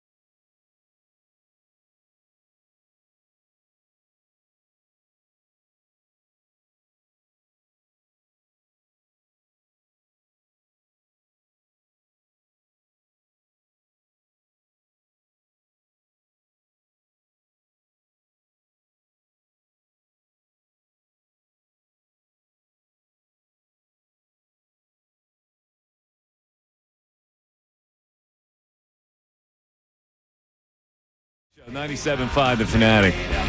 Looking at the Phillies payroll right now, their payroll is astronomical. I mean, it's way up there, and they're paying taxes. Their payroll is close to $300 million, like about $280 million. So you got to look at next year what you're going to play. Now, I think you'll get a little bit of a short price on JT Realmuto. I think you'll get a bigger price on Kyle Schwarber. And the pitching staff is going to be interesting because a lot of people, including our next caller, Joe, wants to know about the Ranger Suarez thing. Now, I don't know if they would commit the dollars to keep Ranger Suarez, but the way he's pitching, it's been unbelievable. Are you going to let a guy like that go? Here's what I got so far on the pitching staff.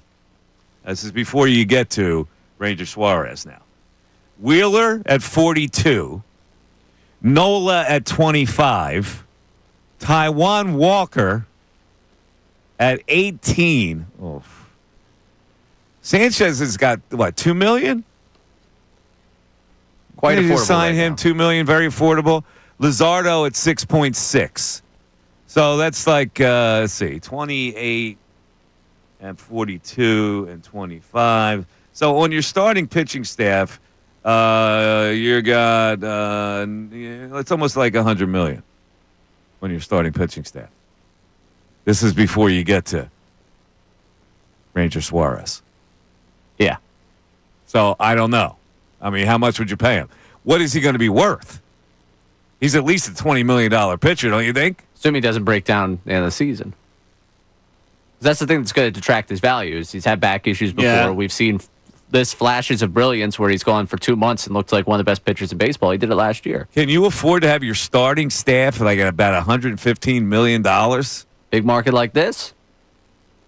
I guess you can. Yeah, you got to add the 25 with Schwarber. Probably can't go any higher than what you're already paying your starting rotation. That's what you're saying. Let's go to Joe in Fox Chase. Joe, you're on 97.5 The Fanatic. Joe. Hey, guys, I've been listening to you for a long time, and I just got to tell you, Ranger Suarez, to me, if Game 7, if I don't have Wheeler, I want him. You know what? There's no way. This is a lefty. They're hard to find. 10 quality starts. The guy has been absolutely incredible. There is no way. I don't care what you got to do. You must keep him. You've got to sign him. You cannot let this guy get away. He is absolutely one of the best, and he has been 10 quality starts. Tell me another one that's got 10. No, listen, you're making the case for him. You're preaching to a choir. I get what you're saying about him, but the payroll flexibility just isn't there. He's going to make a ton of money. Now, can you afford to have, you got 4 rotation pitch, well, not even a guy in rotation, making close to, what 42, 25, 20, and 18. That's what you're paying for your pitchers. What's Sanchez make? Sanchez makes 2. I mean, Walker. Walker makes 18. 18. Yes. And who's better? Suarez Oh, no, that's not the point. You still got to pay Walker. Of course, Suarez is better. Figure it out. Do the math and figure it out. And I just did the math. I just did the math for you. I just did the math. He's worth a minimum of 18, if not 20. Okay, my question is, can you afford to pay that? That's the question. I know what he's worth. Yeah, do the math in the back room. Figure it out. You got to figure out. I just did the math right here. I'm Archimedes. I did the math already. You're going to pay. You're going to pay $115 million for 5 pitchers. That's just 5. You need 7 more. What a staff we have, huh? I get it. Joe, I don't know. 2 games up on the Mets, and we haven't played our best baseball yet. Joe, I got it. I don't think you're listening to me. It's not the merits of Ranger Suarez that's important here. We know what he's doing. We can see what he's doing. It's whether you want to go that high for him and have 5 pitchers. 5 pitchers now making those kind of millions.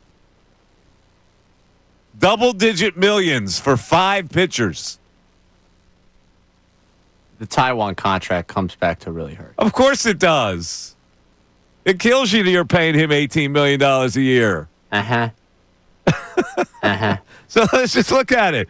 42 for Wheeler, 25 for Nola, 20 for Ranger, 18 for Walker, and then you got Luzardo and Sanchez at the lower rung.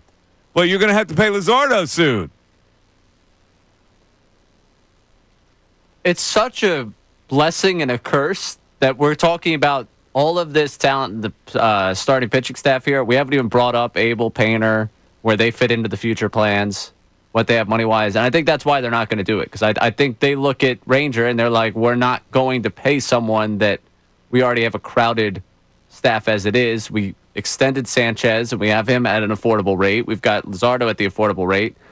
It just kind of becomes a luxury for you. Plus, you got young pitchers in your system, right, where you have to put that in the equation. So, like, to me, that's where it's like, yeah, we love Ranger and what he could do for you. Are we going to be the one to pay it? Like, because you've said it. If you're sitting at the table and we congratulate you here at 97.5 The Fanatic, Mike, on your position with the Philadelphia Phillies, where you've become the 17th assistant general manager. Yep. And you have your seat in that back corner where there's nowhere to put your coffee, but you're getting a chance to speak in the room. Righto. And every day you go in there and say, we need to make sure we have Schwarber and we have Realmuto. Mm-hmm. That kind of puts you out of the Ranger Suarez business, because you have so much more to address on this team, more than likely this offseason, than that starting rotation. Yeah. Now, I'm looking at this Sport Tac again. Merrill Kelly from the Arizona Diamondbacks is a free agent, unrestricted free agent at the end of the year. Merrill Kelly is almost 37 years old. They predicted his annual average value in a free agent contract is $17.3 million. Now, you tell me what Ranger Suarez is going to be worth. So it's interesting, because I'm looking at his right now, and they've got him at 9.1. That's what Kelly makes now. No, the value for Suarez. Oh, yeah, I saw that, and that can't be possible. No. They must have done that a long time ago. Or where they're going with that is ing people are going to take into the equation of, okay, let's look at the way because some of these teams will look at him and say, he doesn't have the velocity. Mm-hmm. He has had this, back thing flare up. We think he could be something for us for a couple months, but can he do it over a full season? Do we want to pay a guy that's turning 30 that's not necessarily proven to be able to get to that, anywhere past that 150? He's done 150 twice in his career in terms of innings. But now there's the other side of the coin. If he pitches like he's been pitching for the rest of the year, what's his value? Oh God, he's $20+ million. $20+ million for sure. If he has a 2 ERA by the end of this season, yeah. So he wanted me to do the math. Our last caller, 42, 25, 20, and 18, 4 pitchers, $105 million. 4 pitchers. 4. 4 pitchers, making 105. There's 8 more you have to account for. Maybe 9 more you have to account for. 13 they usually keep. Well, don't worry. Taiwan's going to be a big part of your bullpen for at least next year. They are just cuffed by that Taiwan Walker contract. Think about the hatred that Taiwan Walker would exude if they have to get rid of Ranger Suarez because they can't afford him. Well, right now it's being placed at Nola, because I've seen plenty of people already doing this is Nola's fault. Nola doesn't help either at $25 million. Doesn't. Again, coming off of 23, when you were in that window to compete, were you willing to let a guy that throw 200 innings consistently for you walk? I know a lot of this is say, yeah, of course I was. I don't know if you should have been in that business. I was willing to let him walk. Yeah. The only other free agent let's see. Charlie Morton. They predict his value will be $17 million next year? No shot. He's had a nice little bounce back here. How about Framber Valdez is going to make some money? Now, this may help the Phillies with Ranger Suarez, because Valdez will probably be the number 1 left-hander on the market, right? Yeah, you would think. Number 1 lefty. Going down this list here. He's going to make some money, that Valdez. Yeah. Oh, he's for sure going to make some money. This starting pitching class, if we get to fruition, maybe is something that you could say helps out for the Phillies. Not necessarily in retaining Suarez, but in the big picture of how much money is there to spend across baseball and how many of these guys are going to get it. Yeah. I don't know. Again, all right. Interesting conversation. Let's go to Greg in Marlton. Greg, you're on 97.5 The Fanatic. What's up, Greg? How you doing, Mike? Good, buddy. Hey, I wanted to ask you, shouldn't this be on Dave Dombrowski's plate to free up this money to sign Ranger Suarez? You know, it seems like he's got an embarrassment of riches around him. He's got to make the pieces fit. We also paid Dave Dombrowski a lot of money. Figure it out, man. You know? Well, listen, there's only so much you can figure out when you got these contracts that amount to a payroll of $280 million. Right? There's nothing to figure out at that point. You can't extract salary. Can't he package Nola with Painter, free up some money? Well, yeah, I guess they could do that. It's not about freeing up some money. This is all about the ownership and what they want to pay tax-wise. But they're paying a heavy tax. So I don't know if he has a mandate to lower the payroll or not. Maybe you can bust the bank and go to $300 million and just eat it. I don't want to do that either. Well, yeah, this is not your money. I don't care if Middleton goes over $300. I don't care if Middleton pays a tax. That's true. All I want to do is keep the Kobe Bryant of, October, which is Ranger Suarez. You want Ranger in there? Yeah, I mean, Wheeler gets bombed in Game 1. You feel confident coming back with Ranger Suarez walking into Game 2. He's got a sub-2 ERA in October. Let me add this to the question that we've been asking then. You got a big game. You got Halliday, you got Wheeler, you got Ranger Suarez, and you got Cole Hamels. Who you going with? Roy Halladay. I was trying to trap you there, Greg. No, you're not going Ranger, Greg? Come on. No, not over Doc Holliday, man. Get out of here. All right, brother. No, Dave Dombrowski is definitely accountable. Right now, what he's accountable for is this. Bullpen, right-handed outfielder. That's what he needs to do right now. And me, as the 17th assistant, would preach that every day, along with me saying, JT, Schwarber, bullpen, right-handed hitter from the back seats, the back row. I approve that, man. I'm in line with that, but they got to keep Ranger going in the next year. All right, buddy, you got it. Ranger Suarez now becomes a topic of conversation. But you know what? If he hits a wall, we won't have this conversation. No. It'll be on guard. Let's get one last text here. If it's peanut butter and jelly or not, whatever. Get your best text up here, Ray. Oh, best text. Give me the best text you got left on the board. A lot of people chiming in with the milk. We got a lot of people that love milk with the cookies. We got cookies and cream milk with PB and J from Wawa is an elite move. Wait, sweet on sweet? Apparently. No. You gotta see, people. You gotta have a balance in life. You know, you can't go overly sweet. You gotta have a balance. The milk balances the PB and J. And here's to wrap up the conversation we just had. Just eat the money, let Walker leave, and possibly even let Nola walk. Who gives a bleep? It's not our money. Well, that's true. Yeah. But you still got to pay it, and he's got to pay a tax. Yeah. So I don't know if Mr. Middleton likes to pay the tax. Maybe he does. Ooh, go Mr. Middleton on I mean, Mr. Middleton. You know, he's got. I don't know what kind of financial situation he has that he would. Could he take a loss just to have his ball club stay at the top? Maybe. Sell some of that nice art? He could sell some of that nice art. You're absolutely right if he needs the coin. Like Jeffrey Lurie sold part of the team, and my man Middleton can sell some of the art. I'll buy it. I'll buy some art. So we're going to lead tomorrow's show with, should he sell the art? 610-632. What kind of art is it? Give me the art. I want to see it. All right. Thanks for listening, everybody. It was a fun show. I got a couple days I'm going to take off, I think. I'm off tomorrow, right? That's the schedule I was handed. Yeah, I think I'm off tomorrow. So, Ray, carry on. Try my best. Have a good night, everybody. Good day. Be safe out there, and we'll talk to you. Bye-bye.